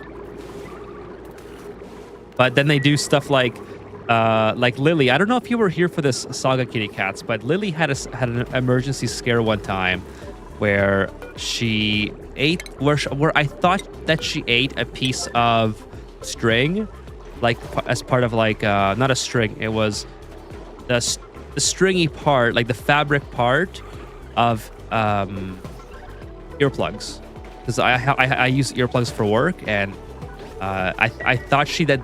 So I found a piece of the earplug, like fabric, on the ground, and I thought that she had taken it out of my lunch bag and ate it. So I took her to the emergency vet and paid, I think it was like $400 or $500 to induce vomiting to hopefully get it in time. There was nothing there, and I think it either passed through her, or it's still there, or she never ate it in the first place. But she loves to eat everything that she can. Like, she's like a vacuum. And that's what I mean when I say that they can be dumb sometimes, is they have, like, there's so much wild instinct to them, for some of the cats, that they just have no concept of like, hey, maybe I shouldn't eat this because it doesn't smell like food.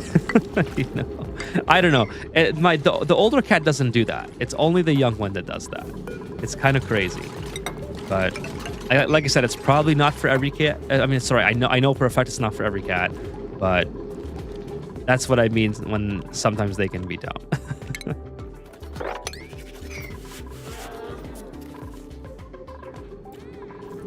The new update looks great, says Wacko. I've been busy, haven't been playing.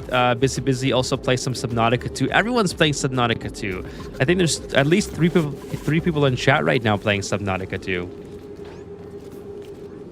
which is awesome. I love hanging out with people when they're also playing.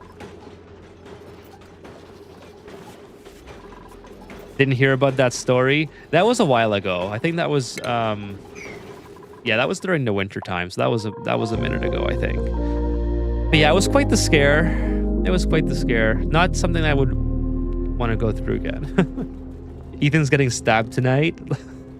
Luckily, I keep the cat's claws trimmed, so unless hopefully everything is good with that. I should probably put not that it would do much, but put that there so everything is redirected in that direction. Like I said, this is really not ideal. This is maintaining pretty well, though, I would say. I can definitely see that I would need a lot more of these in order to keep my colony. But the seafood's doing great. We're doing really, really good on the seafood. Hopefully these guys don't start to get too crowded again, because then they won't make any oxygen for me. How do you mine the background tile? Great question, Eric. So I didn't know this at first either until someone in the chat pointed it out. Marie, what are you doing? Recovering breath? You know you can just leave. Oh, okay, you're doing that. Oh, this is where I need the breathing tube, actually. I should research that and figure out how that works. Sorry, let me answer your question in 1 second. It's super easy, unless someone in chat gets it first. But where's that breathing? It's almost certainly in the oxygen area here. Or the gas, I mean. The gas is the underwater breathing thing. Where is that? Oh, it's this one, the breathing station. Okay, let me see how that works. That's interesting. Okay, how do you mine background tiles? So you go to dig, and you just collect natural back wall. That's all. It's actually easier than you would think. It's just, it's a new feature that's like very easy to miss. Does Subnautica have multiplayer? I almost think it does, but I don't know. I think I remember watching somebody play multiplayer, but perhaps someone in the chat would know for sure. Hey, Crimson Riots, thank you for the sip of Esca. Appreciate it. You are very welcome, Eric. By the way, chat, if you haven't liked the stream on YouTube yet, please do so. It helps me out a ton, and I would be really, really grateful if you smash the like button. I'm gonna do like an animation that's like, pow, smash the like button. It's gonna come up right in the middle of the screen every 10 minutes. No, I'm just kidding. That'd be hilarious though. Okay, Subnautica 2 does. Subnautica 1 and below 0 needs a mod for multiplayer. Interesting. I thought that maybe that's what I was watching at some point. I really would like to play Subnautica because it has like that, from what I understand, it has like the base building concepts that I would really enjoy. But I'm already way too deep in games like Ani and now Factorio. Okay, I'm gonna relocate this thing. This one needs water, salt water. Okay, whatever. This is what I was working on before when I got distracted by something. Okay, so where am I gonna put this? I'm gonna put this right here. We're gonna come down in this area like so, build a couple ladders, because I'm gonna probably move some stuff around. So I'll put a couple ladders down just so my duplicants can get up and down. And then we'll start building these things on the farm plots. By the way, do these need to be fed with water? No, it's just, they literally just sit there, which is amazing. I'm pretty sure if I just build the farm plots, it'll work. So yeah, maybe we'll do it like this. Probably want my duplicants to come in here and to just push the water up. So that's, that's probably fine for now. I kind of like everything looking square, but I'm also trying to embrace the irregular shapes of these caverns and just kind of go with it. I think it looks really good.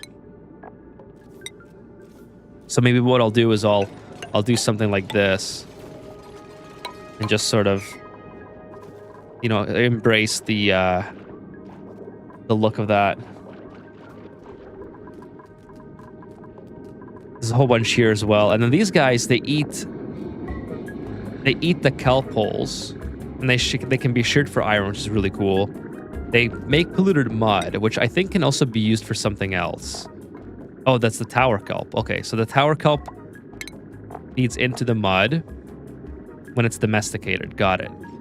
So it's like, again, it's another symbiotic relationship between a plant and a critter. This makes this thing here makes the ore hall. How much polluted mud does this make? Let me just go here and check. Ore hall makes it is at 40 kilograms per cycle, and these kelp towers need. Let's see how many. I don't know. Kelp tower. How much does that make? Or need? Kelp tower. Let's see. 40 kilograms. Okay, so it's 1 for 1. Perfect. Sounds good. Put these in here. I have no kelp towers. I thought I would have a couple. Oh. Yeah, let's get this uprooted. Oh, they can't get in probably. Oh, yes, they can. That was already highlighted. Hey, what's up, Potat? What's going on? Nice to see ya. Vitaly says, I'm a bit late. Sean did beat Shmaev's ass after all. I was wrong. Oh, that's true. Yeah, we were talking about that. I remember.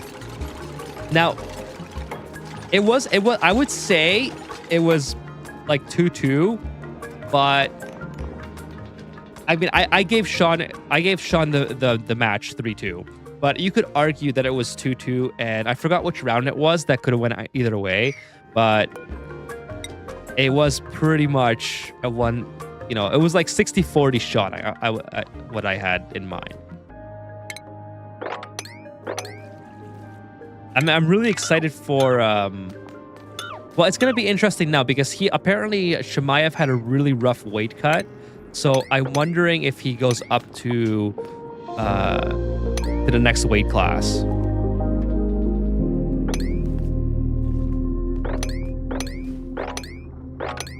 Why can't I harvest this thing? Uproot.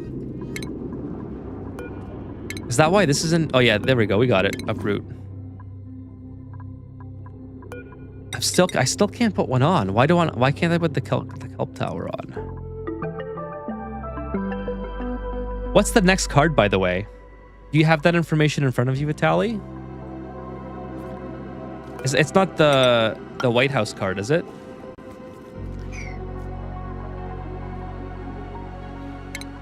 Okay, let's give my duplicants a breathing station in here.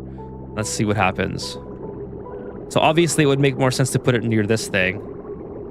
Let's see. It provides oxygen to submerged duplicants via connected gas input pipe. Okay.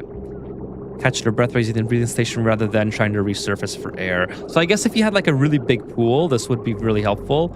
I'm just going to put it here for now and see how it works. Is there power requirements? No power requirements.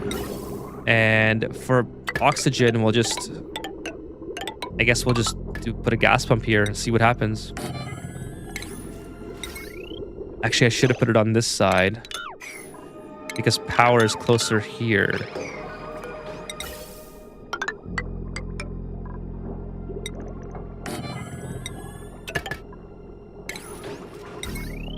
I kind of hope that this doesn't keep running forever. It just kind of fills up.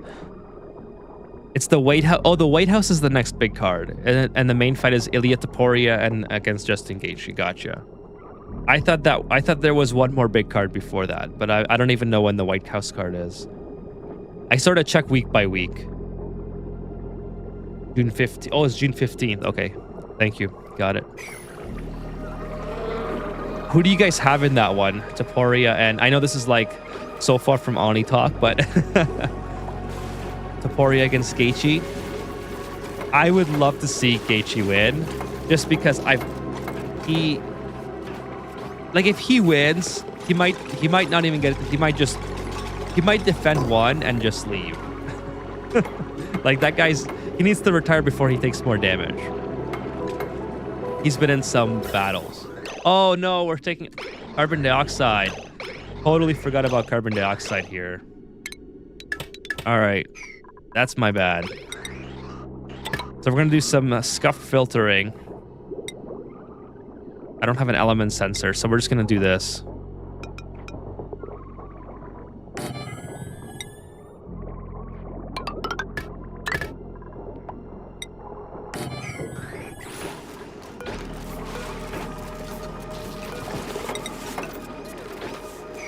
Okay, this should be okay.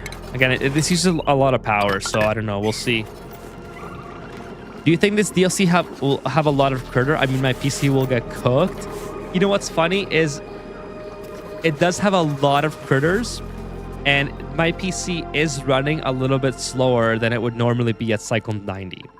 I really don't think that this does a lot of good for your PC. Like there's, I hate to say it, but there's nothing good that comes. Oh, someone's trapped. There's nothing good that comes out of having more critters, right? Unfortunately. Can you build this? Okay, so Rowan is coming. What do you have that you can build with? Probably sedimentary rock, I would say.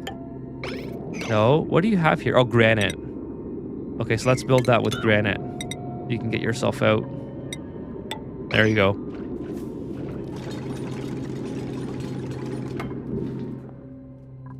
So will your PC get cooked? It depends on what your CPU is. This game is very CPU dependent.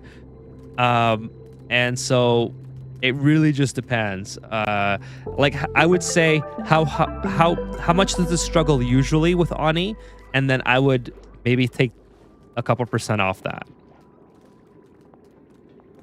So it's hard to say. Everyone has a different PC, right? You don't like setting up with mechanical filters? I usually use the gas shutoff. That's what I normally do. But just for the sake of like progressing quickly on the stream, and not, you know, taking forever to get this machine working, this is the easiest setup basically. There we go. So these, okay, finally I can plant these. Nice. So copy settings. We'll get those kelps up and going, and then well, we can also relocate this guy. We'll take him over here. Where is it? Where is it? Where did I put it? I already forgot. Okay, cool. And then we'll maybe, yeah, it's hard to dig out of this asteroid. It's kind of funny. Actually, since we can go this way and just dig all this out.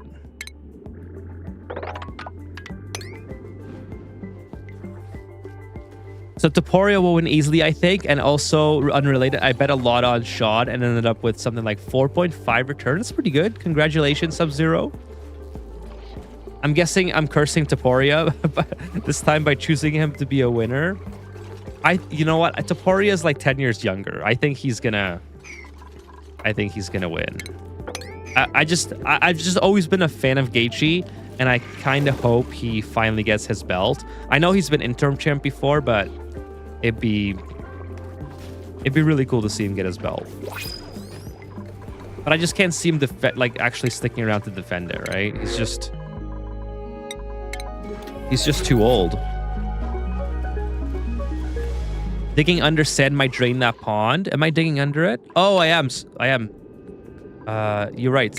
Thank you so much. I thought that was salt. Thank you so much. Already got 24 to 27 FPS at cycle 700 with tunnels and tile shinebug reactor. Gonna play DLC on a slideshow.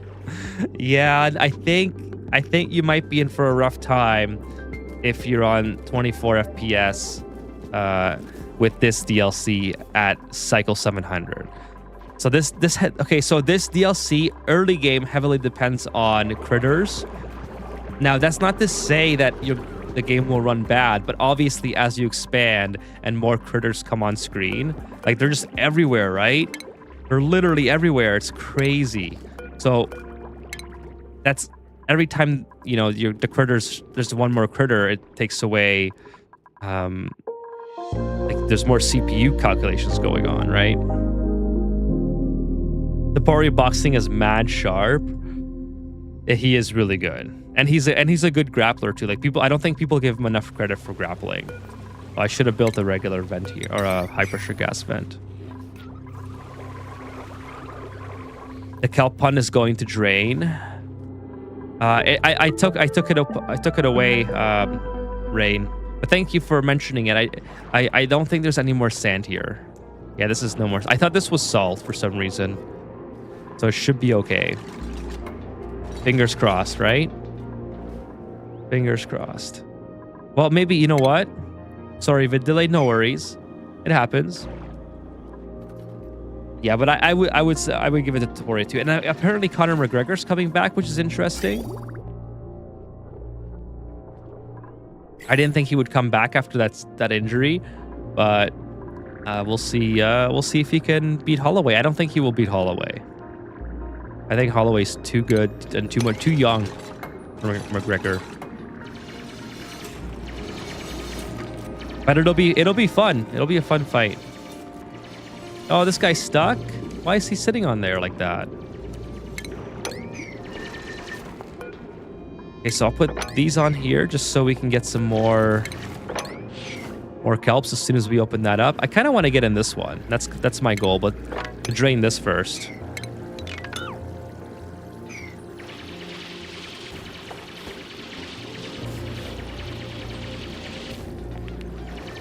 Okay, so chat, I'm going to be on for a little bit longer. It's 10 o'clock where I am, but I do have to go to work tomorrow. I'm feeling a little bit sleepy. I'm probably going to do another half an hour, though. So just FYI. Another half an hour or so. I'll be back Friday. Friday, I'll be playing probably Factorio. For those of you who really want to see it. I may come back with Ani, though. Like, I'm not going to lie. I am having a lot of fun with this Astra, and I want to keep going and learning new stuff. So we'll see. But yeah, it's up in the air. We'll see how it works. But yeah, another half an hour. I'll try to go for half an hour or so, but I am pretty sleepy. Just an FYI, if you're new here, I do make videos on YouTube if you're on Twitch. So you can head over and check out my YouTube. If you are on YouTube and you prefer Twitch, I'm also there. So everything's down in the bottom. I have a Discord. If you guys would like to join Discord to chat with the community, to share ideas or send me messages, I'm there as well. Just please tag me if you do. Tag me or DM me if you're trying to send me a message. Then I will actually see it right away. I don't think I should open this up because actually there's polluted oxygen here. So what I'm going to do is dig a couple and then put a liquid lock in here, so I don't make a huge disaster. Kind of don't want polluted oxygen everywhere. That's what I mean. Yeah, just had a really long day, so trying my best to stay awake. Question: is it a good idea to ranch all the critters in one large tank? So good question. I'm not sure if the new mechanics for having multiple critters in one big tank, how they work. I'm not sure. So it might be okay to do that, but I'm just separating everything right now because I have all the space to do so. Like, I have so much water, so many tanks, natural tanks, that I may as well just do it that way. But I'm sure that's probably a good idea if the mechanics allow you to do it. And like I said, I haven't read through the updated mechanics for that. So it depends on what they say, right? If someone wants to give a TLDR, otherwise I'll probably read through it before my next video and kind of try how the systems work on like sandbox mode, and then that will it will give me a better idea on how to answer that question in the future. Yawn count 2. Yeah, not bad. Hey, thanks for the moral support, kitty cats. Appreciate it. And for the sip of Esca. So I'm halfway through the Esca now. Doing pretty good. It's still cold. Also, the sun casually existing in the beacon tank. Yeah, I'm not sure why they like to hover around in like one area. I think it's because they were getting groomed, but I would much prefer them obviously to be everywhere, so I keep making lots of oxygen. Like the oxygen is doing really good. And by the way, I didn't see how this was working. Oh yeah, I was supposed to make a high pressure gas vent here. And there we go. That should get that working. I recall you said electrician work messes with the body. I wonder if you do any exercises to offset it. So yeah, I do stretches, although admittedly they're not the best stretches that I could be doing. But yeah, you have to do stretches when you're an electrician. Yoga would be really good actually, if I could ever get into yoga. That would help with like strengthening the muscles and also keeping yourself flexible. But yeah, I do stretches. That's kind of a requirement. If you don't do stretches, you basically mess up. You can mess yourself up pretty good. Because what else is off-gassing here? Because imagine gym class in high school. Like I think we've all done gym class, right? So it's probably a good example to use. Imagine gym class in high school, and like you're gonna play a very physical sport, but you don't stretch. It's kind of what electrical's like. Now, obviously, electrical is maybe I don't need so many of them because I only have. Yeah, it's okay. I'll keep taking the ore hauls.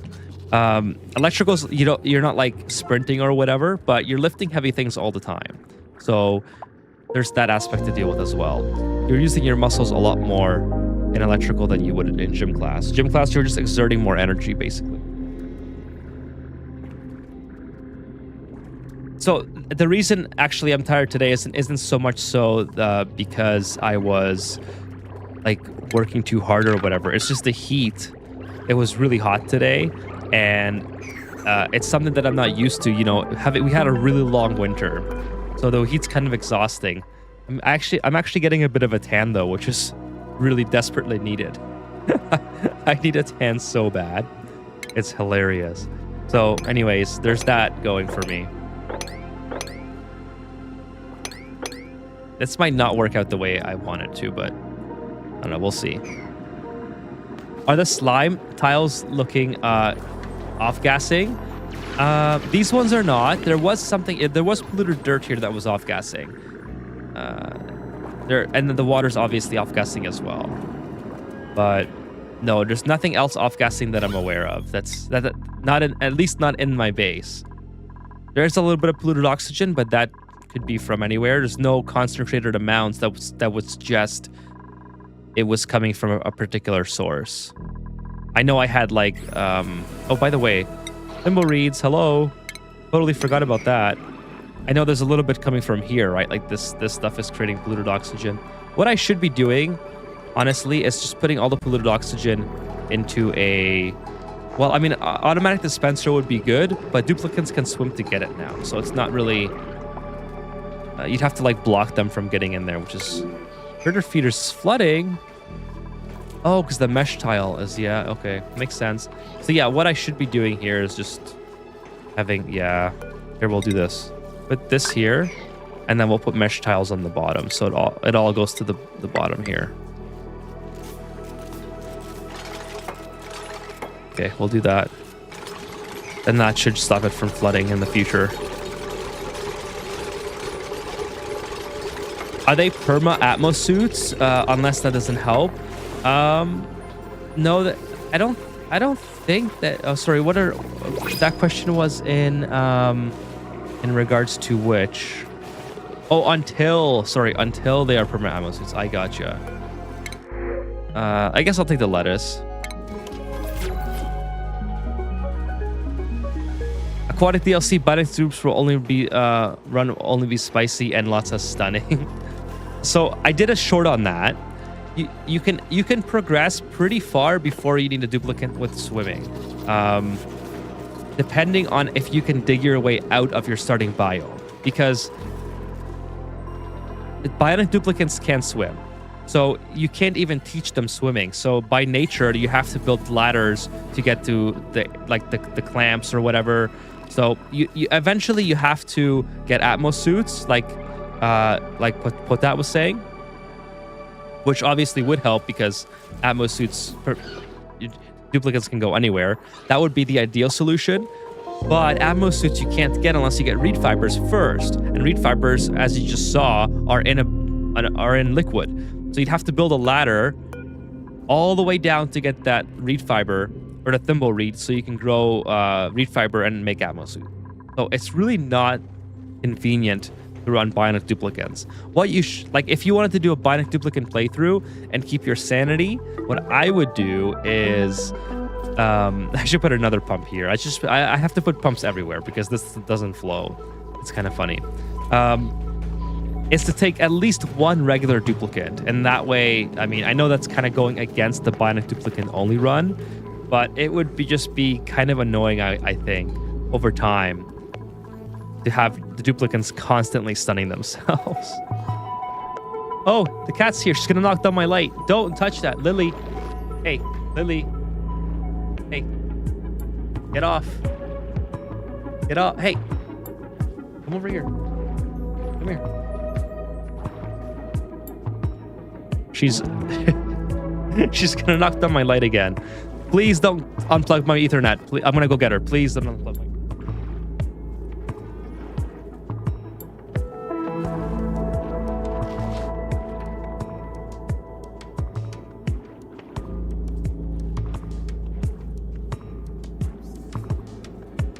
Cat reveal.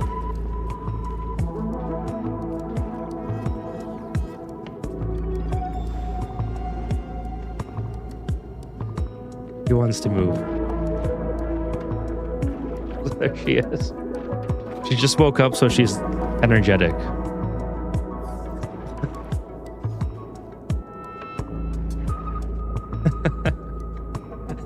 10 out of 10 cat.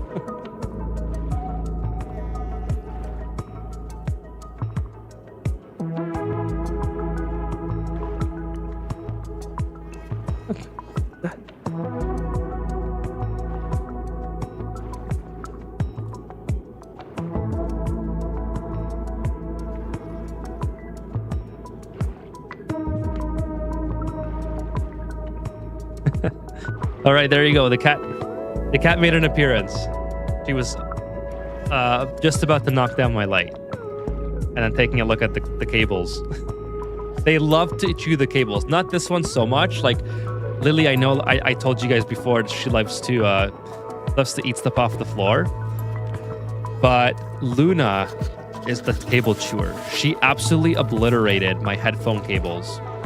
And these are like special headphone cables that I have to buy from eBay or Amazon.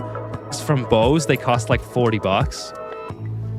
They have like a very weird I think it's like a 2.5 millimeter jack on one end and a regular 3.5 on the other. But the outside casing, but this part of it that plugs into the headphone is very, very narrow. So it's like you can't just buy a generic one. You have to buy.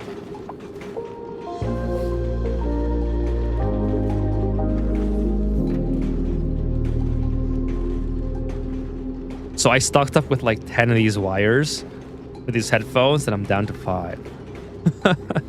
When I'm away, I have to put a blanket over top of my headphones and my speakers. So I have a towel that is just for putting over my computer. The cat doesn't chew the wires. She's still here, by the way. Irradial. Oh, sorry, I missed that. I got a little bit distracted there. I love your video. Thank you so much. We had a jump from 13 to 30 in a single day. I'm fine with hot weather, though. I don't mind hot weather, but I work inside of like unfinished houses that are not insulated, and the sun like beams onto them, and there's no airflow. So it gets the air gets very stale, humid.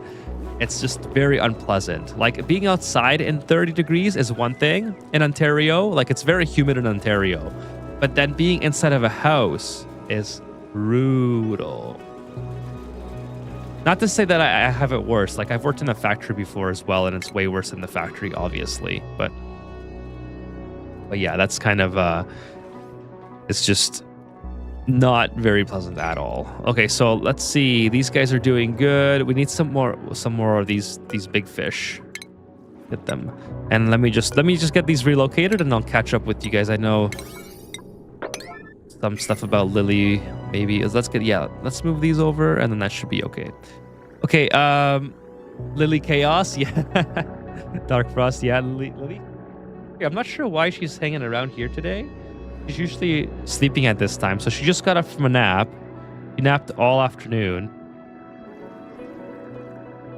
No more cat insults, kitty cats. She made an appearance though. If you didn't see, oh, Crimson Riots, thank you for the sip, and thank you, Selma on Twitch for the follow. Appreciate that. 4 minutes ago. Sorry I didn't get you in time. Oh, now she's okay. I can't get her anymore. I was gonna pick her up and for you kitty cats, but no, you didn't miss any insults. What's up? Hassan says, Ahmed Hassan says, hello, first time joining your live. I was wondering about the new Aqua Planet. Is it fun to play 300 cycles? So you're asking an Oxygen Unincluded player if it's fun to play Ani. I'm gonna say yes all the time. Ani is, I think all the asteroids are fun to play.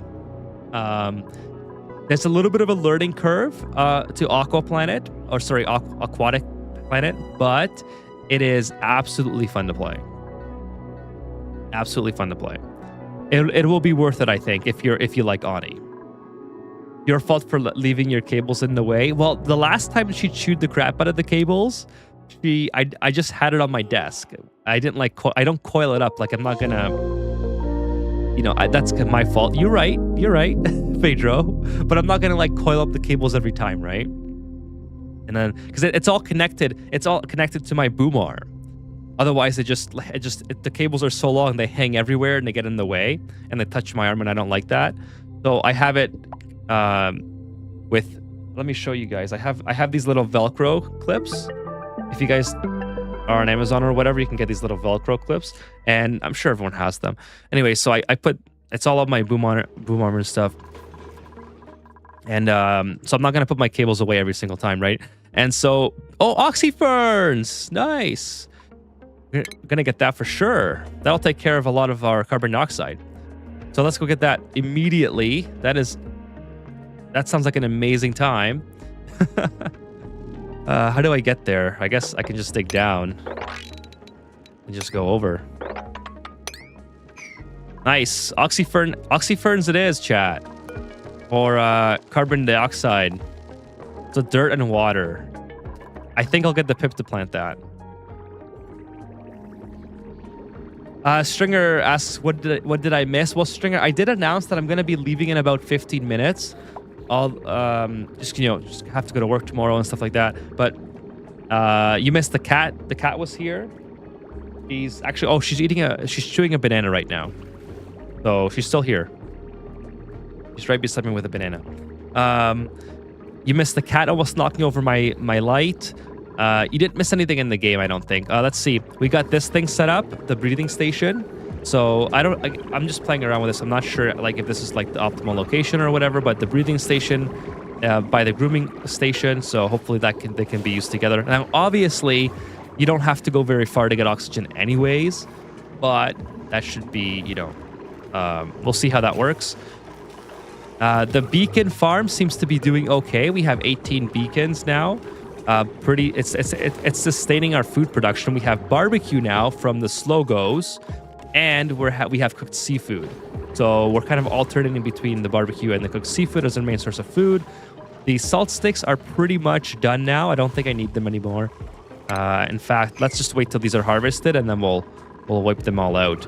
And we have the beacons fully automated as well, which is really nice. Okay, the bloaters are, they're hanging out.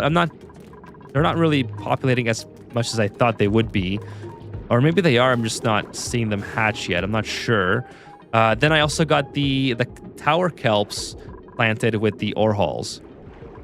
So yeah, lots of little things. Nothing major yet. But I don't want any of these actually. Yeah, I'm not taking knits. They're annoying. Sorry for those of you who like knits, but I'm looking forward to Ethan's stretching tutorial on YouTube. Hey guys, Ethan here. Today I'm going to show you how to stretch before you play Oxygen Not Included on live stream. The first thing that you want to do, yeah, that would be hilarious. I went and got some cheese and crackers. That sounds delicious, kitty cats. Still here. She's still eating the banana. I'm still learning base game with your over-explain. It's really good. Actually, thank you so much, Pedro. That's the series I have to also continue to do. So I apologize for being a little bit late on this next episode. Obviously, with this DLC, it's taken up a lot of my time, a lot of my free time. But I hope to get that one out this weekend, and as well the next aquatic DLC episode as well. I just put algae terrarium at the bottom to clear the carbon gas. It's not bad, but I think I haven't used that in forever. I think that creates polluted oxygen, right? Yeah, it makes polluted water, which is another. I just don't want to deal with that. So I'd much rather deal with either the carbon skimmers really easily, because you can just use the water sieve, put it on an infinite loop, which is usually what I do, or I feed it back into like a polluted water system that I already have running, or oxyferns. Just get a pip to plant some oxyferns. If you want to domesticate them, they take a lot of water though. 19 kilograms per cycle. It has to be. Well, the dirt, you'd have to like set an automation for this. I don't know. I don't know if it's worth it to domesticate it. I'd rather just have the pip plant it. But hopefully there's more around here, because we have also arbor trees. Nice. I wonder if this is native to this asteroid, or if this is part of the like another DLC that's in here. Or maybe this is like the forest biome or something. I don't know. Overly explained stretching tutorial. Wouldn't it be hilarious if one day you just open, you reload your sub box and you see like a stretching video? That would be so funny. I think. I wonder how many views that would get. Like, I'm sure there would be people there that are like, why is he doing a stretching video? Like, I gotta see what this is. Obviously, like, this is just crazy. And I'm sure there would be some people who are, whoa, is Ethan gonna start doing yoga now for YouTube videos? Like, that's not what I subscribed for. And then I'm sure there'll be people that would actually be interested to see me stretch. Like, there's over 5.5k subs. How many subs do I have now?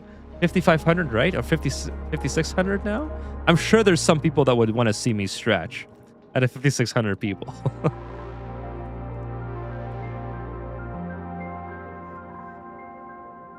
There's no stopping a dedicated cat. No, cables are safe. That is true. That's why that's again, my solution to that is just to have a blanket that I put over my boom arm and my cables. Basically. A towel. Sorry, not a blanket, a towel. I literally went out on Amazon and bought like a cheap towel, a cheap yellow towel that I just put over top of it when my computer's off. Okay, so to end the stream here, got another 10 minutes I want to play. I want to get at least 2.5 hours. To end the stream, I want to, let's see, we got the kelps going. Okay, yeah, let's get a grooming station. And by the way, these can be sheared for iron ore, so that's really cool. Now, one thing that, again, I want to reiterate is that these grooming stations have to be built on backing. So I'm pretty sure if I put wallpaper here, I could put the grooming station here. But you guys can see how it only goes where there's backing. So if you're playing the game and you don't know why this grooming station doesn't work. That's why it has to be put on backing. But let me just test that theory right now. We're gonna put some drywall, some pink drywall, because pink is one of my favorite colors. So we'll do that and see if that's going to allow me to put that here where it originally would not go. So again, aquatic grooming station, it usually wouldn't go here, right? Although I wouldn't like it if it's off center like that. I guess it's only a 2x. Yeah, I guess it would go there. See how it only goes on the backing? Just an FYI for those of you who are wondering why it's not working. But let's see if it works if I put drywall. It does work if I put drywall, so there you go. So, learn something new every day on Ethan's stream, so there you go. But with 2 yawns at least. Kitty Cat's on Twitch now. Thank you so much for your support. Really appreciate that. I'm here to see Ethan stretch. It's all for algorithms. We totally get it if it happens one day. Imagine that's like the new hot thing for gaming. Gaming YouTube channels to do is to start stretching. I'll start a new trend.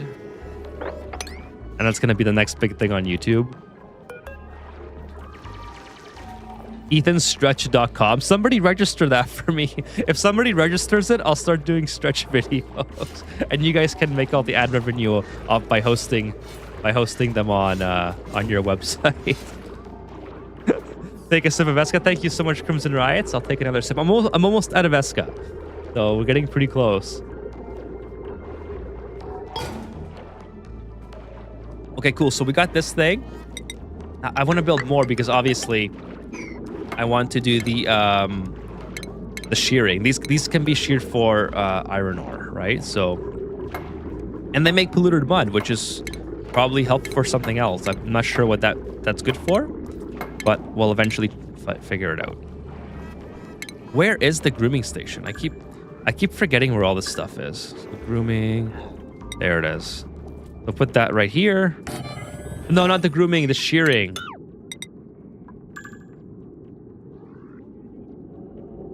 Aquatic shearing, there we go, the big one. Oh, this needs power, huh?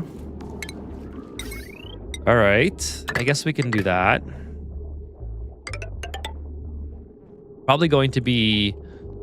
Probably should focus on, oh, that should be heavy watt.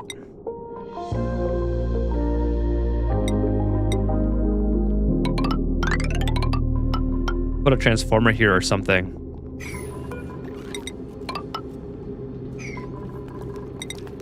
Oh, cycle 100, a perfect way to end the stream. God. That is cool. Okay, we'll turn this into conductive. Everything should be conductive now. There it is, cycle 100. I think this is the perfect time to end it. We'll just wait till these things are built, but yeah, here we go. Would be fun to, if stretching is what you would make it big on the internet. On a YouTuber turn to stretcher. Unreachable food.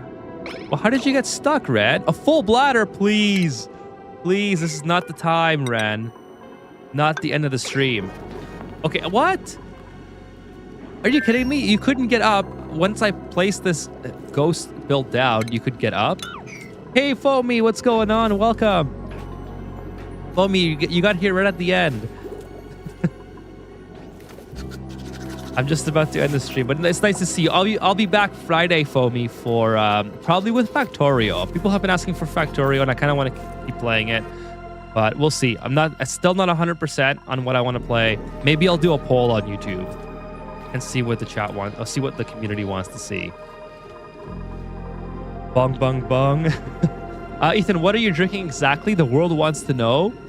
In case I've never mentioned it, I drink this drink called Esca water. It's lemon flavored carbonated water. It is delicious. 0 calories, no sweets, like there's no artificial sweets. It's literally just lemon and spring water with carbonation. You may have seen me drink it a few times on stream before. How much power? 60 watts is not bad, honestly. Not too bad. I thought it was going to be like 400. I didn't see the value at first, but that's not too bad at all. Now we can get rid of all these baby wires. I don't need any of that. Should be okay now. I guess we got to do this as well. Go all the way to the water sieve. But yeah.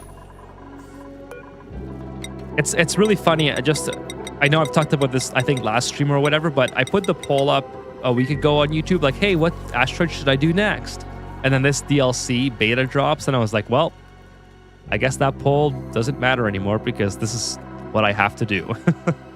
Which is, I mean, have to, I say that, obviously, willingly, I do it. Like, I obviously love, oh, man.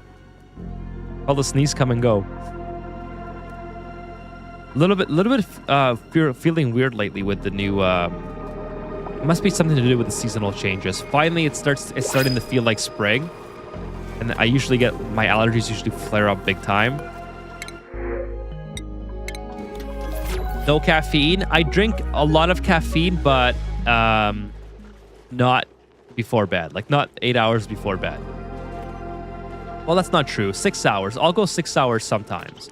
If it's a Friday night, I don't mind drinking caffeine like on a stream, but on a work night, I never. It's brutal. Like, I don't know how old you guys are, but once you are like in your mid-30s, if you don't get a good night's sleep, the next day just feels like hell.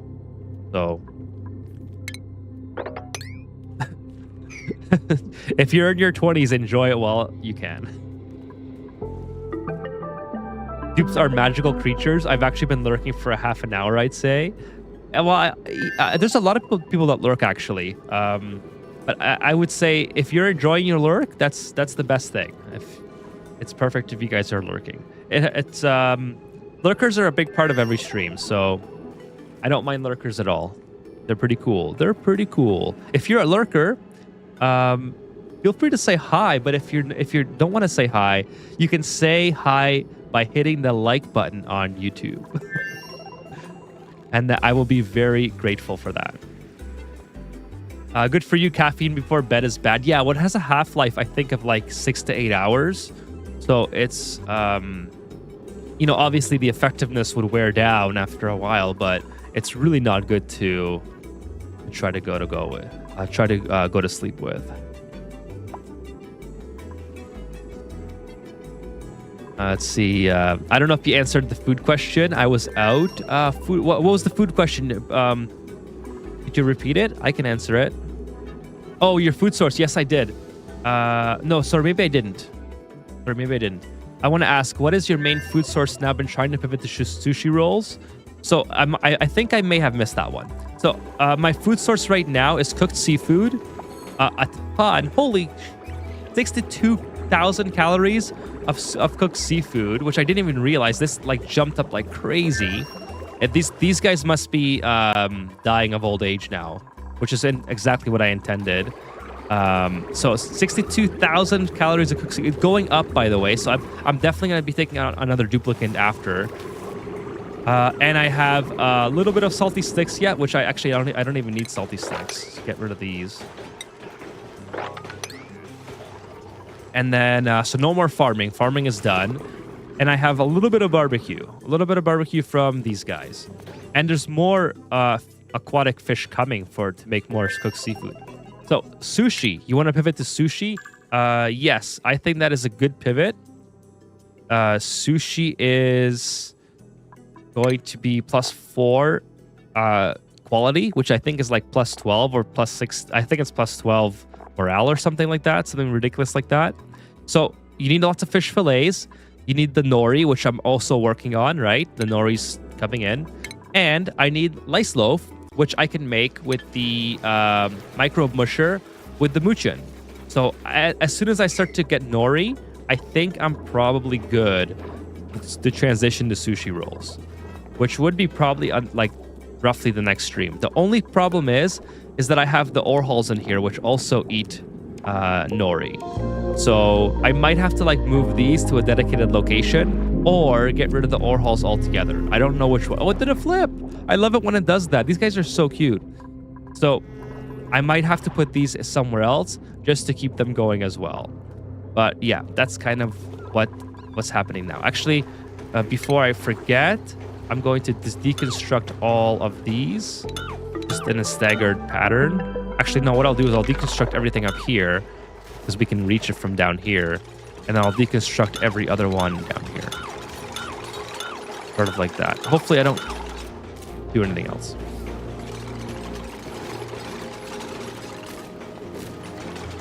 So yeah, I think that was the answer to your for your food question. Let's see. My main problem is that my fishes aren't dying fast enough. Well, they do take 25 cycles to die, but there's a lead time for that, right? Like once they start. Okay, so here's the interesting thing about fish. If you're not literally cooking them alive, because you can cook these guys alive, right? Like pacus, you can. The beacons. Let's see what their temperature is. So 60 degrees, you can heat them up and... No, wait, is that livable range? No, that's not what I was thinking of. Let's go back here. What's the pacu's livable range? Because I know I used to cook or freeze the pacus. I can't remember which one it was. It's been a long time since I've done that. Maybe I was freezing them. I don't know. So you can kill them with... You can expedite the process if you take them out of their livable range. Obviously, that takes a lot of power or whatever, heating or cooling. So what makes kind of fish interesting, as long as you sustain your main breeding tank and you're able to keep the population at exactly the number that you want by feeding them and by making sure that your automation to keep them stable is working correctly, this will continue to grow until it reaches like the equilibrium of fish constantly dying and fish constantly coming in to replace it, right? So depending on what the pool size is here, as long as this remains stable, fish will start to die and come in at an equal rate. And then obviously you have to wait for the eggs to hatch, you have to wait for them to grow up and become 25 cycles old and then turn into meat. So once this process starts, it's literally like infant fillet. And that's the same with the pacus. So I've done pacus a lot. So here's what I would suggest if you're having problems doing that, or not just you particularly about that, but like anyone else, right? Put a critter sensor hooked up to an automated notifier, and when it goes below a value that you deem to be like critical, this can literally pause your game and give you a notification. So you can do all these sounds, right? So the reason you might want to do that is just in case this falls below a critical population that you need to sustain your fillets, you'll immediately get notified so you can fix the situation for whatever reason. Maybe you ran out of food and you didn't realize it. Maybe something broke with your automation. Maybe you accidentally destroyed an automation wire or a conveyor rail or whatever. But that's like the main thing about making this work properly. It's just being on top of it, and you don't want to constantly be checking on it. So the automated notifier is excellent for that. And you can use the automated notifier in so many different situations. I think it's very, very underused. Like for example, if you have a storage tank of oxygen and like let's say a Hydra or whatever, and you want to keep an eye to make sure that the levels don't go below a certain amount, that your Hydra didn't stop working because it ran out of water or whatever, then it's as easy... Where's this water coming from? Oh no, a pressure damage! No! Then it's as easy as hooking up an automated notifier to a hydro sensor, right? It's super simple. So I would recommend using the automated notifier to keep your thing sustained. And obviously, another tip, just in case you've never done this to anyone, and of course this will be part of my guide as well, is make sure that you're removing the eggs as quickly as you can so these guys are not crowded. Because you want to maintain the proper amount of fish, which you do by constantly dropping eggs in here so they can replenish themselves. But all the extra eggs should be immediately removed so they're never crowded in the first place, because that's going to stunt their production. So an easy way to do that is just to have an auto sweeper picking up all the eggs, sending it to a conveyor chute. If the conveyor chute automation is saying that the right amount of eggs are in this chamber. Then the eggs just keep going because the chute's closed, and it goes into your evolution chamber. That's kind of how you do that, the TLDR. By the way, I talk about all this in my Surf and Turf video, so you can take that portion of the Surf and Turf video and just apply it to beacons. Okay, good night, Vitali. You are leaving too. I gotta go as well. So if you have any more questions about this, I will be back on Friday, or go to my Discord, or yeah, there's a bunch of different ways you can ask on YouTube comments, but Discord is probably the easiest to get in touch with me if you want to do that. Let's see, just gonna go through your messages really quickly here. My fish are sharing tanks with other fishes, and that's okay. You can filter, you can filter what you're picking up, right? So the conveyor loaders pick up certain, so you could like filter the conveyor. You could have everything being picked up into one conveyor belt and then filter that, or you can have multiple different conveyor loaders. But this is what makes one type of fish in one tank easy to manage. So you're not having to do all that different filtering, because then critter sensors become a lot more like a wild card. They almost don't matter, because you might have too many of one critter and not enough of the other, but the critter sensor will not show that you're low, right? So there's ways to make it work, but there's more to it. Versus for me, I just think it's easier to have everything in separate chambers. But I don't know what the benefits are yet of having things in one big chamber. It's Victor says, it's funny how the stream went. I'm going to bed in a couple minutes to utter chaos really fast. Yeah, I'm about 10 minutes over, but I love chatting about Ani, so I'll very often go overboard if someone asks a question, especially if it's something that is, oh, the Jawbro is actually the perfect critter for this asteroid. I don't mind going a little bit overboard for to answer questions. So, okay, chat. Again, I'll be back on Friday. Again, I'll probably play Factorio, but I'm not sure. Maybe I'll do both. I don't know. I don't know yet. There's plenty of time to decide. I might even do a poll to see what you guys would like to see on YouTube. I might do that. Yeah, I like both games, right? So we'll see. My intuition says I should keep playing. What's it called? The Aqua Planet, because everyone's into it right now, so everyone wants to see it. I also want to continue Factorio because it's a fun game. So we'll see. But thank you to everyone who showed up tonight and was here hanging out. I really appreciate it. Thank you to everyone who liked the video. We actually got a lot of likes, so thank you so much for that. Really appreciate that. And thank you to everyone who followed. I actually think I had 2 follows on Twitch. It was Salma, and I had somebody else, Salma, and then at the beginning I had Tots. Oh, Tots and Grand's Abano. Oh, and Ludula and a Cloud Astra. So I had a couple follows on Twitch as well. So thank you guys so much for everything. Oh, and Marine Za on Twitch. Okay, cool. So those were all like pre-stream or offline follows. But thank you to everybody nonetheless. It means a lot to me for all your support. Thank you for being here. Kitty Cat says, thanks for the informative and entertaining stream. You are very welcome, Kitty Cats. Appreciate you hanging out.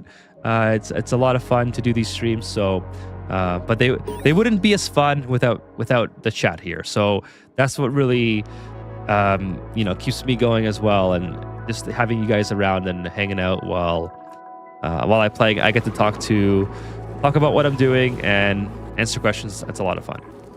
All right, so again, I'll be back Friday. Gotta go now. I'm starting to feel it. Really sleepy. Have a good night, and I will see you in the next stream. Yeah, probably. I don't know. I don't want to promise. Probably Factorio, but we'll see. All right. Okay, take care.